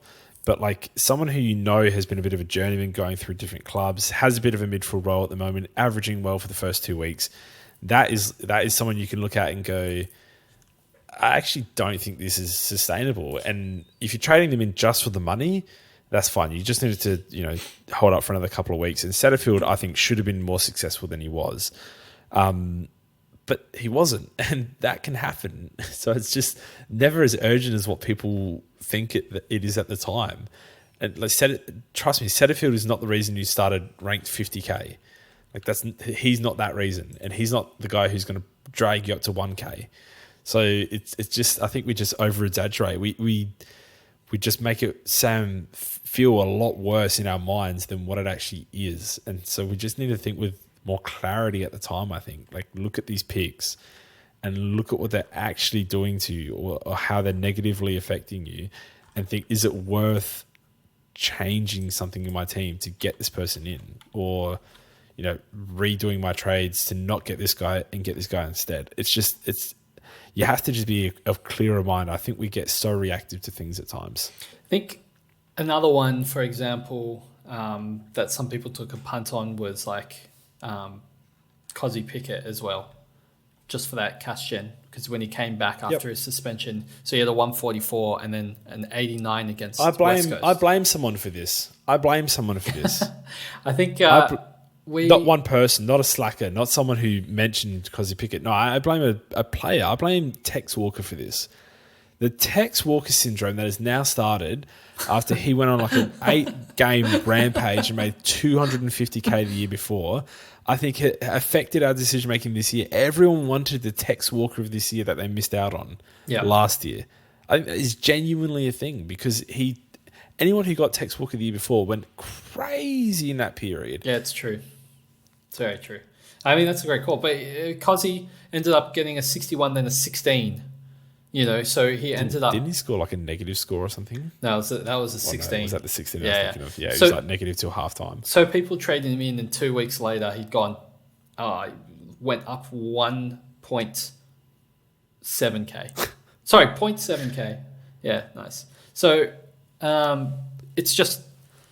A lot of the time, the mid-prices... Realistically, I mean, I know what we trade in when we trade in Cozzy. You're getting a small forward in a dominant side. You see a really good upcoming draw, but then you've got to think about it, and it's something that I got to do better as well. It's like, the fixtures say they have a really good run, he's going to kick lots of goals, but also he's a small forward. Like, realistically, how high is he scoring, And even getting some midfield time, again... You see that 1 week, and it's not going to be. It's not guaranteed to be the norm going forward. Like everyone's like, "Oh, this midfield time." Like he could do this, he could do that, and then he goes up forward, he kicks goals. It's like you've just seen his best game potentially that he's going to have all year. Yeah, but that's not now the norm. Like these 1 game sample sizes that trap people in, including myself. It's happened to me millions of times before. We just need to have more discussion. Is this a trap? I don't think the word trap was used a single time in Slack all year. It was like, go for this guy if you're so inclined, or if you don't really like him, that's fine as well. Don't go for him, but he's a good option, but, it's just up to you. And it's like, no, this guy was actually a trap. Like he looked a bad pick and he was a bad pick. And people jumped on him for the 1 game sample size, and fair enough, because I endorsed him to multiple people as well. But we just have to think that a little bit decision more, through more carefully, because how much harm did that do to people's seasons? You had someone that was making money, scoring awful points that you then had to use another trade on. Imagine having those 2 trades in round 22, 23 when Nick Dacos isn't playing. Yeah, that's it could good make reminder. You 100, 200 points.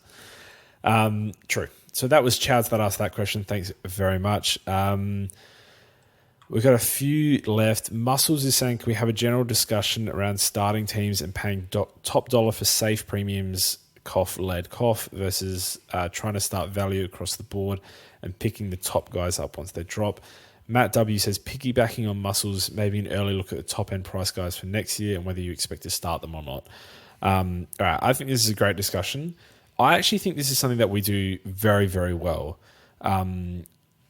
I struggled to take accountability for the failed lead selection because I just don't completely understand how the hell he put out a 50 round 1 against GWS and how he was supposed to predict that a hot game in wherever the hell that was played. GWS, No, it wasn't at GWS. It was like somewhere weird, wasn't it? Oh, was it? Wasn't like I thought it was just like a Sydney. I can't remember. No, Too it long ago. was some sweaty, disgusting. No, it was like up in Cairns or something. I can't remember. Disgusting is my describing word for the weather, not Cairns. I'm so sorry. That sounded so I'm hard. looking. It was a giant stadium. It was in my disgusting neighborhood. Yeah. Thanks, man. Okay, well then, Appreciate it. I stand by it in that case. But it was boiling hot that day, and he put out a 50 and played horrible time on ground. And then next week was a 147, and he put out another sub-ton or 2 more sub-tons in the first half of the season. And there were 90s, high 90s. Everything else was looking okay, a couple of low tons. But then, like, he has had periods where he still went 117, 151, 129. And he had a period where he went 145, 115, 112, 156, 125. Like, he still looked the player, but he just had these randomly uncharacteristically bad games. So, like, I think we still chose fine on Laird. He just wasn't the player that we thought he would be. Talent-wise, I guess, is probably more so what we point to there. But I think we identified the cheap guys. Like Bont was too cheap for what he was going to be this year. And we sort of spoke about it, identified that. And we looked really heavily into players who didn't drop below 600K, didn't we? Yeah. That was a real sticking point for us in the preseason. It's like, who is going to be affordable during the year? And that's why 90% of Dr. Supercoach didn't start Jack McRae.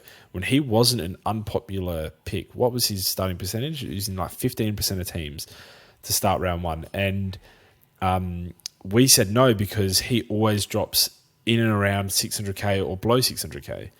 And that was a discussion that we had pre-season, and it's why we chose a lot of premiums over him. I just think using Laird as an example, I just don't know what happened with him this year. I don't know.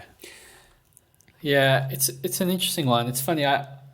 We kind of dismissed most of the. I think I'm trying to remember back to the very first opening podcast. I think we dismissed a lot of the sub 600K options, but then circled back around to LDU and Green as our endpoint. Yep. And then in the preseason, there was a big push on Titch and other players in that price bracket, and we were also poo-pooing them. And we ended up, I ended up with Josh Kelly. Did we both agree on Titch being a bad pick? I think so. I think most people did. You don't? No, I just remember there was some pushback from someone at some stage about Titch. He was a bad pick. I don't know if you're trying to claim this. But I really don't know if you're just trying to claim a bad I don't pick. know if I'm confusing this year with last year, but I remember someone being a little less negative on Titch. I mean, I was massively anti-Titch, so I don't know what year you're talking about. No, maybe I'm confused, but I think so. It wouldn't be the first time this year, but so I think the thing that we didn't do so well is look at the not looking at the top end premiums and kind of writing them off a little bit. So we probably could have identified Dacos and pushed harder on Dacos. And I know I ended up with Goulden to start with, but I think we could have done probably a better job at pushing some of those secondary premiums to then break out sort of players. I know we went hard at the top end ones. I think Neil was relatively popular. I know I didn't start him because I started Josh Kelly, but do you remember why we went hard at the top end ones? I think there's a reason. Yeah, I think it was more to do with the same sort of consistency, wanting to pick sure things, and it kind of backfired. Why did we want to pick sure things? There's a grander reason that I'm hitting towards here. I can't remember. We wanted sure things because we had so many mid prices in our teams. Right. So we said if we're going to pick these mid prices that aren't guaranteed to be successful, we at least want the premiums to be successful. So we picked higher priced guys to be more secure, so we didn't have to worry about trading our premiums. And I think that was a product of the mid-price madness that we went to, which I think next year, for example, if we go more guns and rookies, which I certainly will be, especially after I start my season with crazy mid-price madness and then get told to listen back to this podcast, which I trust the Slack members to do, I will be starting guns and rookies. I think that introduces a lot more of this sort of value range, 550 to 600K or 620K players that we expect to still be at their price or higher, which we said with LDU and Tom Green. And there was one other around that price that we didn't mind, wasn't there? Yeah, but I can't remember who it was. Yeah, I can't remember either. God, what happened to them? And yeah, I think it will sort of deter me from starting the 700K guys, which there will only be one of, which is Bontempelli. But not to say that I won't start Bond, but it would just deter me from starting guys that I think will be in and around the 620K mark in time. And I think this year we said with Laird, because I remember the year prior, I couldn't get him in at any stage because he was only ever cheap at awkward moments or too late in the season.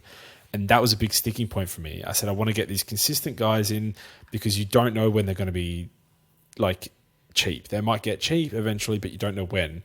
I still believe that, but I think I just need to do better picking which consistent guys I am going to spend up on. Like Clayton Oliver, like potentially Petrarca, like potentially Bontempelli. Guys that I feel I can trust for the entire season. Laird had that really good year, and I still don't understand completely what happened to him this year. But he wasn't the guy from 2022 this year. He was a much worse version of himself. And I know he still averaged 117. It seems really harsh, but we picked a 122 plus average guy. It's funny because there's that real strong bias of like the player that you didn't have that killed you that year, and then you pick them the next year, which is worrying for me because I didn't pick many guys that killed it this year. So my starting team next year, 8 premium midfielders. No, but the thing that's interesting is one, Laird was the 5th highest scoring player, a 5th highest averaging player in the game, 7th overall. So he also didn't have like a bad year, but everyone, when it's a value-based game and you have a total salary, like total money to spend, you're trying to not pick players that then obviously average significantly below what you paid for them. And I'm not sure we're going to have that same problem next year because there's not that many really top-end guys that there have been in the past. I think there was like a handful above 120 last year. There's only 3 that average more than 120 this year, Oliver, English, and Bontempelli. Like, everyone's going to be considerably, I guess, more scrunched up in their prices. So there should be many midfield options that are available comparatively to the previous years where there's been like large gaps between, we said like the 600k and the non-600k gang. It's like there's going to be 15 players all within 20 to 30k of each other, something like that. So there's just going to be many affordable options. It wasn't really a massively high scoring year, I don't think.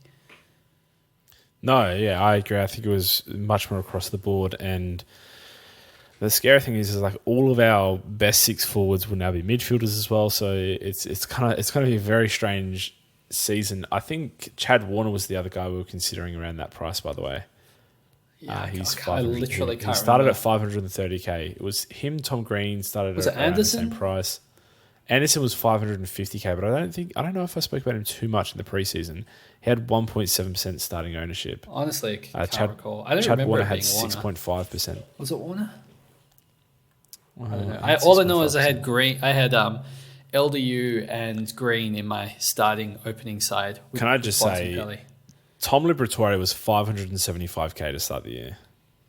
That is the guy. And by the way, if you look at any one of my draft teams or talk to the person who has Liberatore in my keeper league, I said Liber would be one of the top 10 midfielders this year. And it's so weird that I had that mentality, yet never considered him at 575k. I just don't think my research was at its peak this year. I don't think I backed in. I just obviously didn't back in my true beliefs. Well, we didn't look at the sub 600k guys very much. And if we did, we went all the way down to 550k because it was LDU and lower, Tom Green. So yeah, it just seems like we just blocked out that entire price range almost. I think it was like we went from like LDU to Jack Steele. Sarong was 500k. He was 498k. Yeah, I can't even believe that. And I remember people asking in round 2, should we get Sarong? And I'm like, no. He scored 70 in round 1, so they probably didn't ask him round 2. But no, maybe it was after round 3, the 146. Yeah, would have been that. After North and West Coast, the 2 easiest teams to score against. And he looked great, and we were like, "Come on, these easy teams. Everyone else getting De Goey instead." wait, this isn't right. I know it's an interesting. I don't think we've answered the question, but it's interesting. Looking back on the season and trying to think of the mindset, because I think I think the answer is it's not far from what I plan to do again. Just minor modifications to what I did last season. Like I do like picking the consistent players. Like I'm not sure how the ruck value will go, but like I would like to pick Tim English because he doesn't have, as we were just talking about earlier, he doesn't have many poor games, so he doesn't really drop that much in price, same as Bontempelli. Like I like picking the people that won't drop too much in price, so I don't want to stray too much from that thinking, but I do need to look in other price ranges more so than I did at the beginning of this year. So I need to look in the Hayden Young area and the Himmelberg area and different price ranges rather than just top end talent. All the areas. All of them. I genuinely, I think I answered the question. I think that is something that we did look for this year. I just think we thought if we're starting someone that's not top price, they have to be great value. But I think there are a lot of players that are good value and score more than the great value guys, or are potentially safer than those guys, like Liberatore, who wasn't considered, who we might look back at and say, or we might look at next season and say, I think this guy's just perfectly between those two options. And if we're starting less mid prices and one more / two more premiums, you best believe we will be shopping in that range. And I just think it was a bit of an oversight. I'm not even saying by you. By me personally, it was an oversight to not hit those same marks this year. Now looking at retrospectively, just a lack of, I think, research by me, which is unlike me. But I don't know. Maybe I had a lot going on this preseason. Why does anyone ask how I'm going? Save it for another pod. This one's not long enough. I mean, it's too long already. True. Okay, there's one question left. Great. It's a tricky topic, but relates to player durability and not burning trades.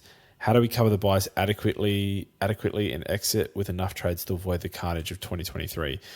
I actually think this isn't. I don't think this is a buy question. I don't think it's like a how do we cover the buys adequately. I think this goes back to a couple of questions that we've already answered. Firstly, job security in rookies is so paramount, and sometimes you just don't have it, which this year at points we didn't. But I even think this year people forego job security for price a lot. I just don't think we can afford to do that. Yeah, that's a lesson learned for me. Yeah, it definitely is. I think it results in wanting to sideways premiums to make up these numbers when you could have just paid up an extra 50K for the right rookie and had that cover throughout the buys anyway. I think so. Job security, firstly, paramount in rookies. Tick, learnt that lesson. Let's get that right next year. The second thing is, I think the shuffling between mid prices and premiums is just so unhelpful if you pick the wrong guys. And I think next year, without picking a lot of mid prices, I think we will just have so much more of an opportunity to have our eyes focused on the buy rounds from round one. This year, I don't think it was like, I don't even know if I'm explaining myself well. I think it was really hard this year to plan for it because we had so many fluid positions in our teams and there were so many trades and it's like, I'll just switch this guy. And I think we want to start with close to our final team in round one without all these mid prices that we're going to be swapping around and without all these, premiums that we don't exactly believe in or that we're paying top dollar for just to sort of, get this guy in and get that guy in and sacrifice a buy round pick here for this guy. I just think we're going to have a lot better planning next year. Does that make sense? Am I waffling at this point? No, I think it makes sense. You're good. Good. No, I just think it's something that, the buy rounds, I'm absolutely guilty for not planning the buy rounds at all until they're like fast approaching. But I think we identify at the start of the year really well what round is going to be really difficult to navigate. And I think we do that every year consistently really well. I don't think we then consider what does that mean for durable rookies that we have to nail in those rounds and what they mean to us leading into it. And I don't think we consider how our starting team actually shapes around that with safe guys that are going to be in the team at that point. Like if I counted Lockie Ash in my buy round structure in round 2, then I'm an idiot. And I'm just not going to have that same thing next year with the Guns and Rookies approach. Great. I think that's a good question. That was from Rivo, who asks good questions all the time, consistently. And that is why we love him. Okay. I've got a quick slap me if I don't start, and I've messaged Chizo, and he said his face is too sore from effing this up every season, so he's not going to partake this year, which is fair enough. We don't slap him on the face. What? Isn't that why his Didn't face you? is too sore? No. I mean, all right. At the catch-up. Yes. The On the face. slacked up this year. You aim for the wrong cheek. I get it. This year, or last year, I remember mine last year was very clear. I said, slap me in the face if I don't start both Port forwards. And lo and behold, JB was right again with his slap me if I don't start. However, I didn't start them. I did not start Butters. But I should have, because he was an unbelievably successful pick. So hindsight, JB is always correct, is what I've learned.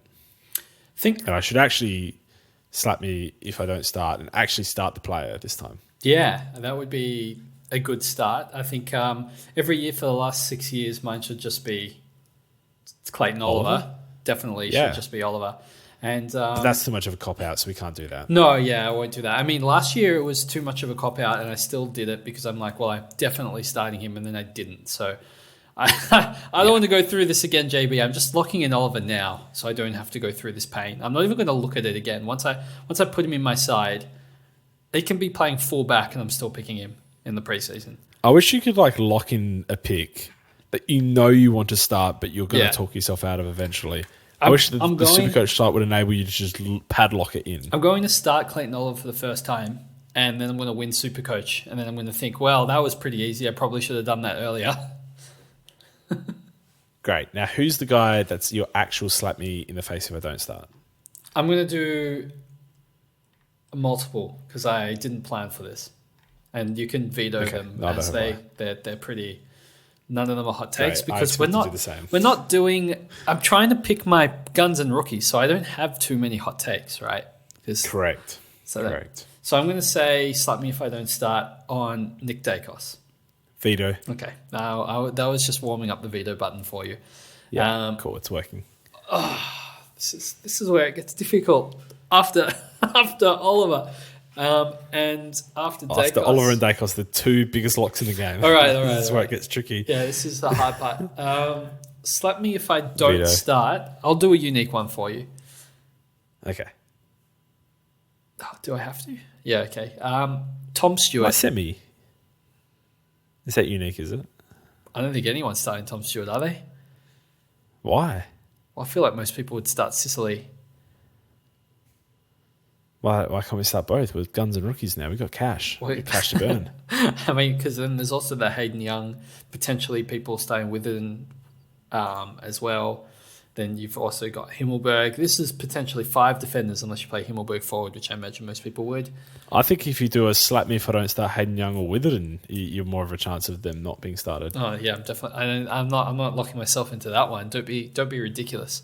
I feel like Tom Stewart is a hot take. Surely. Absolutely not. Veto. Go again. Jesus, this is difficult. Can I have Zach Butters as mine? No. Can I have him as mine? He's in midfield only, though. Yeah. Can I have him? Can we both have him? But we can't have the same. Yeah, that doesn't work. All right, so I get Zach Butters. Who are you picking? Wait a minute. You can have Tom Stewart. I don't want Tom Stewart. Oh, well, I thought everyone was picking him. No, as in, I don't want him because he's being started in 30% of teams. So there's no I feel point like having he's him. definitely not going to be. But now, now he's going to be. That feels like something you don't want to lock yourself into. But if he's playing on the half-back line, but why would that feels good. Because he ended the season there this year and he played really well. I guess Rioli was injured and they do throw around a bunch of players. Okay. Wait. Lockie no, that's worse. Max gone. No, okay, we'll take that back. Can it be Sam Flanders? I really like him. Yeah, I'll let you have Sam Flanders. Yeah, I would have just done that in the first place. Okay. So you have to start Zach Butters and Clayton Oliver and Tom Stewart, and I'll start Sam Flanders. Oh no! Okay, my team's Done. already decided. Could have said Sheasel or something. Being All right, interesting. Sheasel too. You're locked in. I'm not going to commit to that, but I appreciate it. That's too many defenders. I'm only going with a one defender structure. You got Nick Dacos too. Oh god! All right, I definitely will Yeah, start it's just Dacos because I can't getting bear to crowded back watch there. a Collingwood player, a Collingwood game without Nick Dacos. So Dacos and That's me Oliver's with already Butters set. now. I mean, it already was me with Butters, but now it's me with Butters in the belief that he's going to play 23 games. I've already selected 3 premium midfielders, and the game's not even open. I don't have many more slots. Lucky Jordan Sweet to Port Adelaide will free you up a lot of money with him at R2. Oh, I really want to pick English. I English. Really don't. I think Gawn and Sweet/Grundy, Sweet and or Grundy will be my 3 ruckmen. I'd be very Grundy? surprised if it's not. Well, like Sweet 250k. If I'm going with high priced guys that are going to play guaranteed on my bench and make money, there's a chance I get an expensive that's ruckman for my interesting. bench. If he's playing It's 23 games for Port as the sole ruck, which he would if we got him and not Grundy, and Grundy's playing for Sydney, I think all players on their merit get in, including Gawn How does a Grundy ruck and Sweet. in Sweet work at Port Adelaide hypothetically? Like Lycett just doesn't play and he jumps all the other ruck and then he's just in and that's it. Yes. Oh, Yeah, correct. okay. All our backup ruckmen are just not good enough, and Lycett is like on the brink of retirement. If he's not retiring this year, he's on like a 1-year deal and playing Sandford next year. What about if literally Goldie goes somewhere good?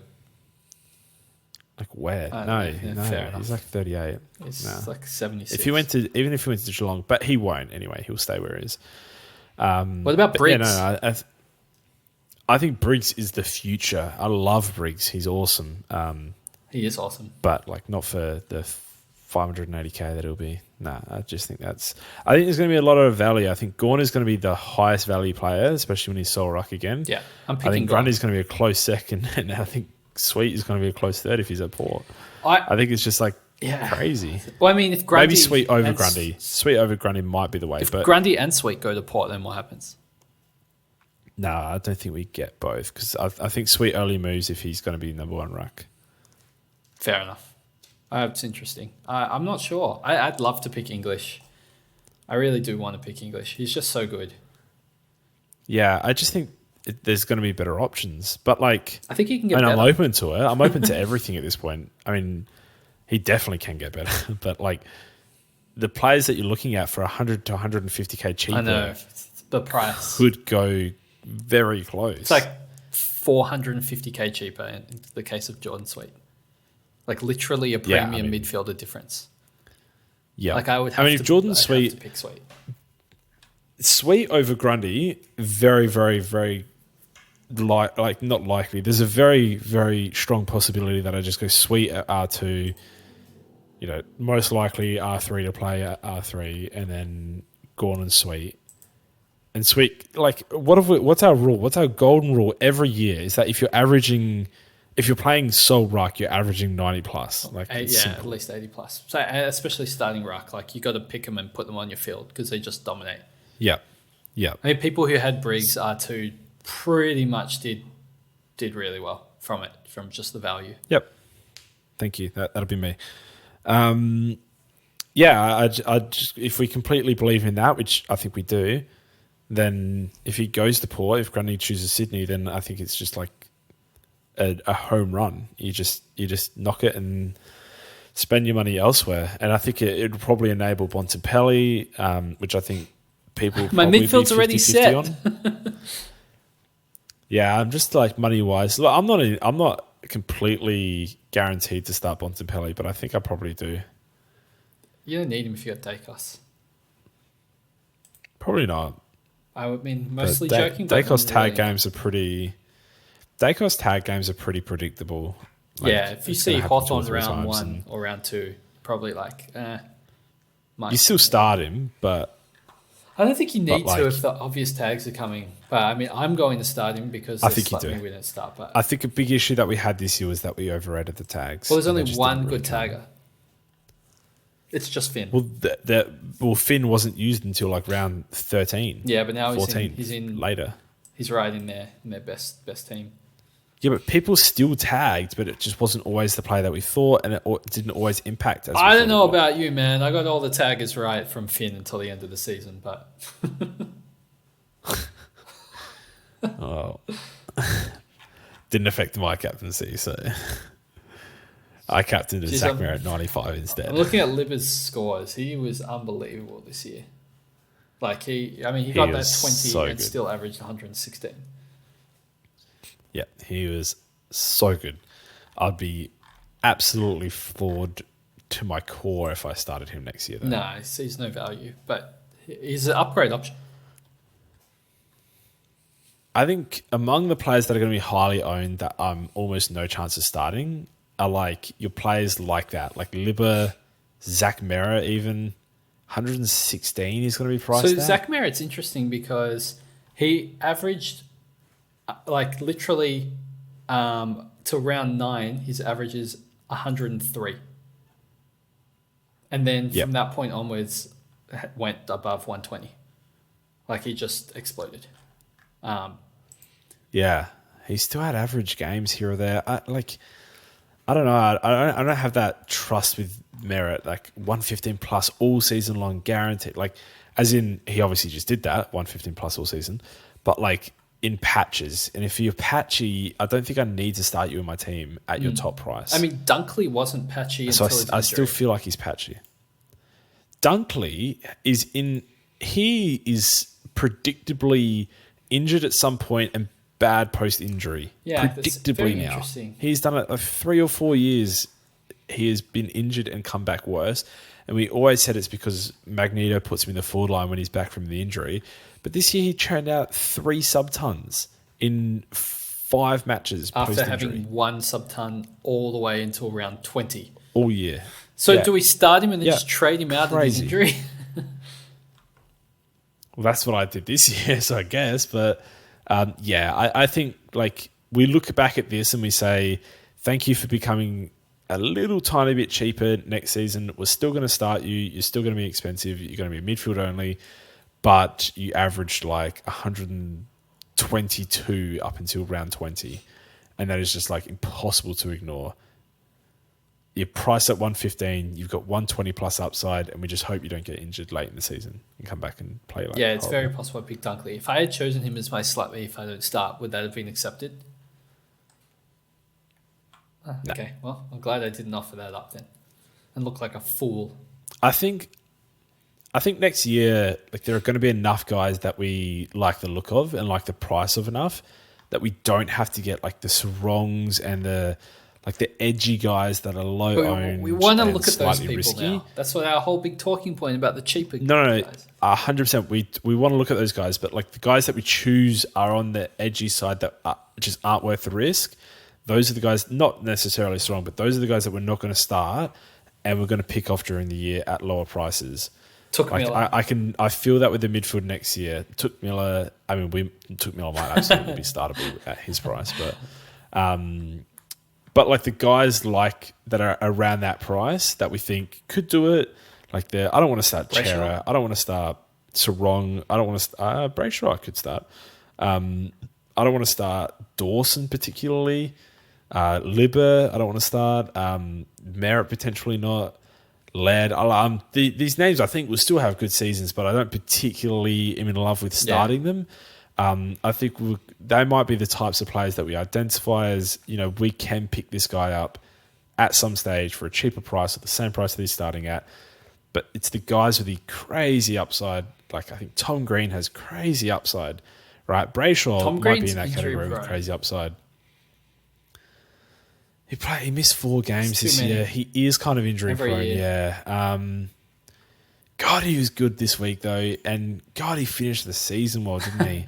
I mean, 126, 129, 119, 145, and wedged in there as a 73 before the injury, but before that was the 128, 127. Like that is the run that we wanted. Was he injured during the game in that 73? Oh, I can't remember. Because he missed the next week or weeks, sir. I can't remember if he was injured during the game or not. But regardless, that is a run that that is why we started him. We saw that for potentially half a year, and the other half a year being lower tons.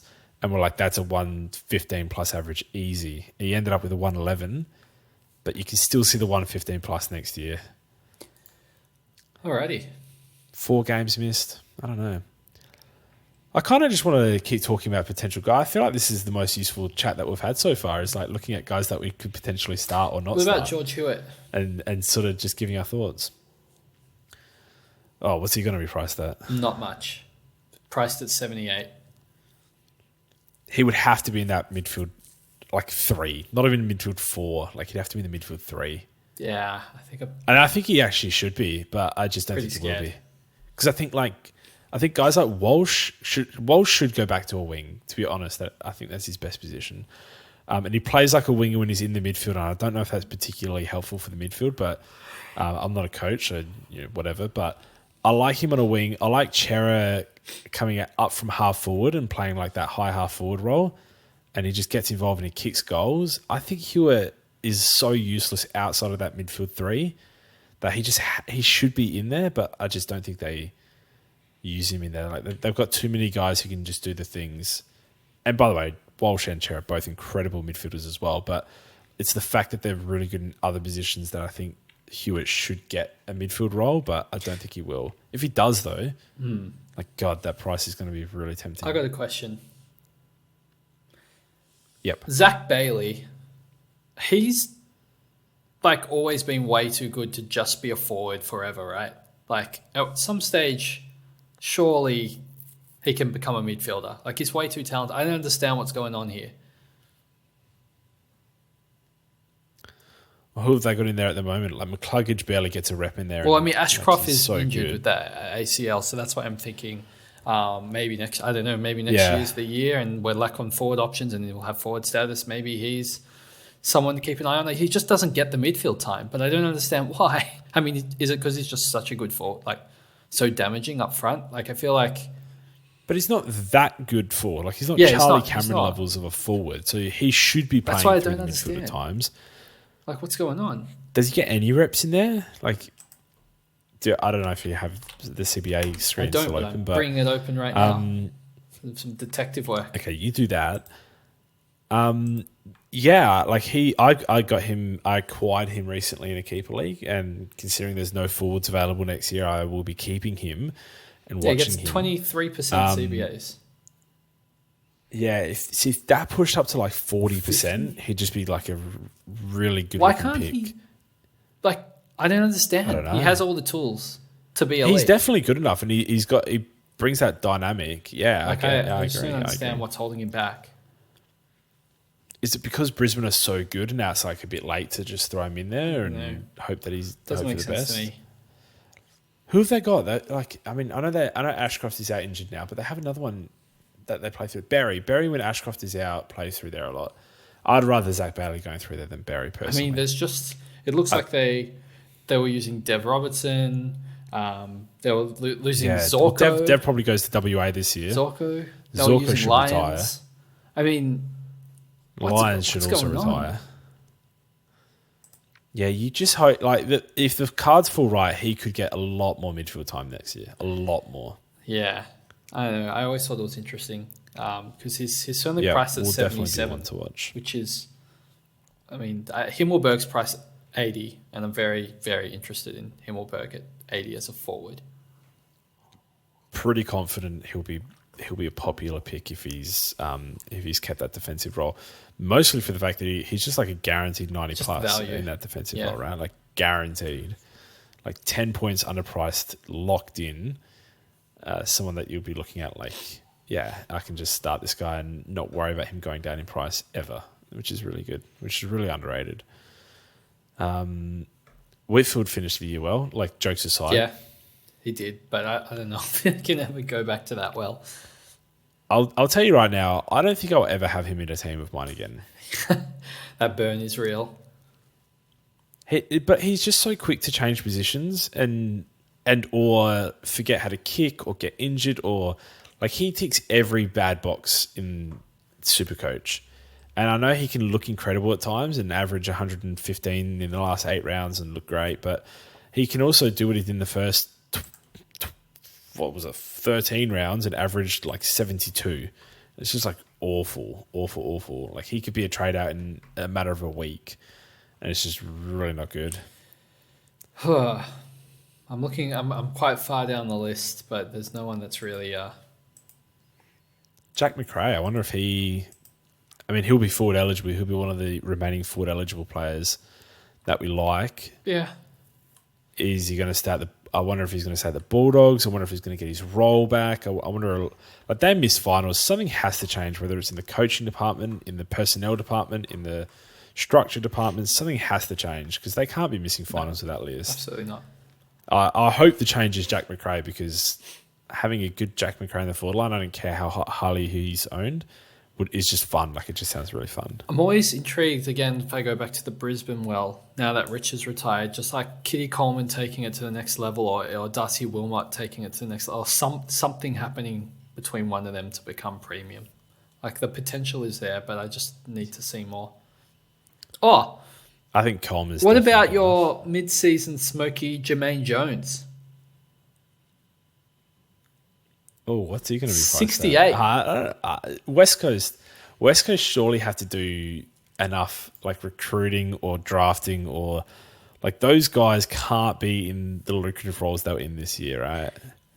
Like it just if they are, then I'm just going to be captaining against West Coast every week again, which is possible, but like surely Duggan, not. I I liked Duggan in the preseason this year, and he went 90, and he was getting mixed between halfback and CBA time. But I'm interested to see how midfield, yeah. Like I think he's got 100 average potential, which if he's a defender, it's probably good enough. But I need to see more in the preseason. But he's on my watch list still. There's going to be a lot of defenders and midfielders and ruckman. We are going to be talking extensively about left field forward options, and that excites me to no end because so long we have just had so many midfielders in defence or halfbacks who take kick-ins, so many midfielders in the midfield, obviously, so many good rucks, and so many midfielders in the forward line. And now it's like everything is just falling into place where let's go through the top forwards. Dunkley, midfield only next year. Butters, midfield only. Gordon, midfield only. Rosie, midfield only. Taranto, midfield only. Cogs, midfield only. That's the top 6 forwards of this year, all midfield only. Sheasel was the 8th. He'll be defender only. Like we get through Tom this, J. and Lynch it's 3. He's going to be like 280k. Moving on. No, it's going to be like 280k. That's like a free, yeah, of course. Free pick. I got a smoky for you that you might like. Wait, before you get to that, who are you predicting as like a top 3 forwards next year? I just want 3 names. Walsh. I won't even ask for 5 or more. Walsh will not be forward eligible. At any stage? Nah. Well, if they're in a pickle. Well, you've got one, which is Jack McRae. Is it a guarantee? Yeah, for top 3, yes. Even as a forward, we went 99.9 this year. Dylan Moore. I'm not even sorting by forwards. See, I don't even know where I'm looking. That is one I don't mind. 3 round, 5 round of 104 to end the year, finished the season on a 91 average. I don't mind. But if you go through his year, like he had a period between round 4 and 10 where he didn't ton up. Not just didn't ton up, he scored 90 plus once. Yeah, it's not great. I've seen better scores. Like that's really what about bad. Dusty on the Gold Coast? Dusty's not gone to the Gold No, I Coast. said Dusty on the Gold Coast. You're missing the other obvious one, which is Sam Flanders. But then, like, we've got potentially Taron Thomas. Yeah. Potentially Jeremy Cameron if he puts together a season, not just 2 weeks like he did this year. Oh, God. Like, that's fun. This sounds... But it sounds horrible. It sounds fun. Mid-season DPP changes. Then they get all taken away. Probably. We got to start all sorts of like mid prices up forward just to save and buy time to get the premium midfielders who just get injured and play forward a little bit. Then get the DPP and then never play in the forward line again. Charlie Curnow could be an absolute lock next year, and that excites me. And I'm just going to go with that, and that's going to get me to sleep tonight. Because I would love to watch Charlie Curnow week in and week out take pack marks and kick 5 goals a game against horrible teams, score 178 against West Coast. And you can get him cheap. That excites me. He can put out stinkers. Yeah, but he'll be starting. He'll be my. They've got Richmond round 1. Richmond are going to finish bottom 3. He's going to kick like 12 goals. He'll be captain round 1, vice captain. Isaac Rankin? Yeah, but these are the guys we're going to be talking about. That would be fun. I would enjoy that. Okay, I think we've brought everyone to sleep now. 2 hours and 10 minutes. I never got to tell you my smoky. Oh, better wait till next year now. Who's the smoky? We'll take a 20% discount Ratio on Fantasia? Heath Chapman. We price it like... As a defender. We price it like, give or take, 50. But defenders are give a or dime take a dozen, 50. man. I'm not... Average. Okay, give or take 50. Sorry. That's cheap. You didn't have to yell at me. Sub 300k. Here we go again, Heath Chapman. He's back in. I can't wait to trade him at the end of round 2. Nick Larkey had a 3-round average of 121. I mean, it's funny how many goals he kicked to average sub 70 Supercoach. Yeah, not a deal. It's pretty great. And he didn't even get to play North Melbourne, so it's rough. I think that makes his year more impressive. Absolutely. Is that he kicked 0 goals. He would have averaged 100 if he got to play North Melbourne twice. There's a good chance of that, actually. Okay, that's going to do us. Huge shout out to those who gave us the questions for the podcast and the talking topics. A little bit different this year to what we usually do. Usually we just write it down who was your favourite pick of the season? What was your worst trade? I hope this format is a little bit more helpful. I think it's helped me a lot, and it's going to help me in the preseason next year. We will reference this podcast a lot in the preseason next year. That is my main goal. We have a couple of other left field podcasts coming out over the next, let's say, 4 months that are potentially Supercoach related or not. So that's going to be really interesting. One where we talk about biases, which will definitely be one that I reference a lot as Spoilers. well. I mean, that's already been said. So you obviously don't listen to our content, but again, rehashing that there will be a bias podcast put out. Pistol has no biases towards our content, which is great, I guess. But yeah, that'll do us for the season. Look, a huge shout out to all the patrons that signed up. Huge shout out to everyone, as I lose my voice, that listened throughout the year. We had still really good listening numbers. I think the numbers for Supercoach are not going up like Supercoach people would hope, but our listens are staying pretty steady, which we just really appreciate. It's been a long year and a tough year. And if you're still tuning in at this point, we're just super Thanks grateful. Everybody for sticking with us, and hope you have a great off season, and we'll hopefully you won't have to hear from me until team picker opens for all of your sakes. Does that mean you'll stop calling? Oh no, they'll say everyone else, not you. I'm still going to call you every night. Okay. All right, fair enough. All right, well, cheers everyone. We'll chat to you soon.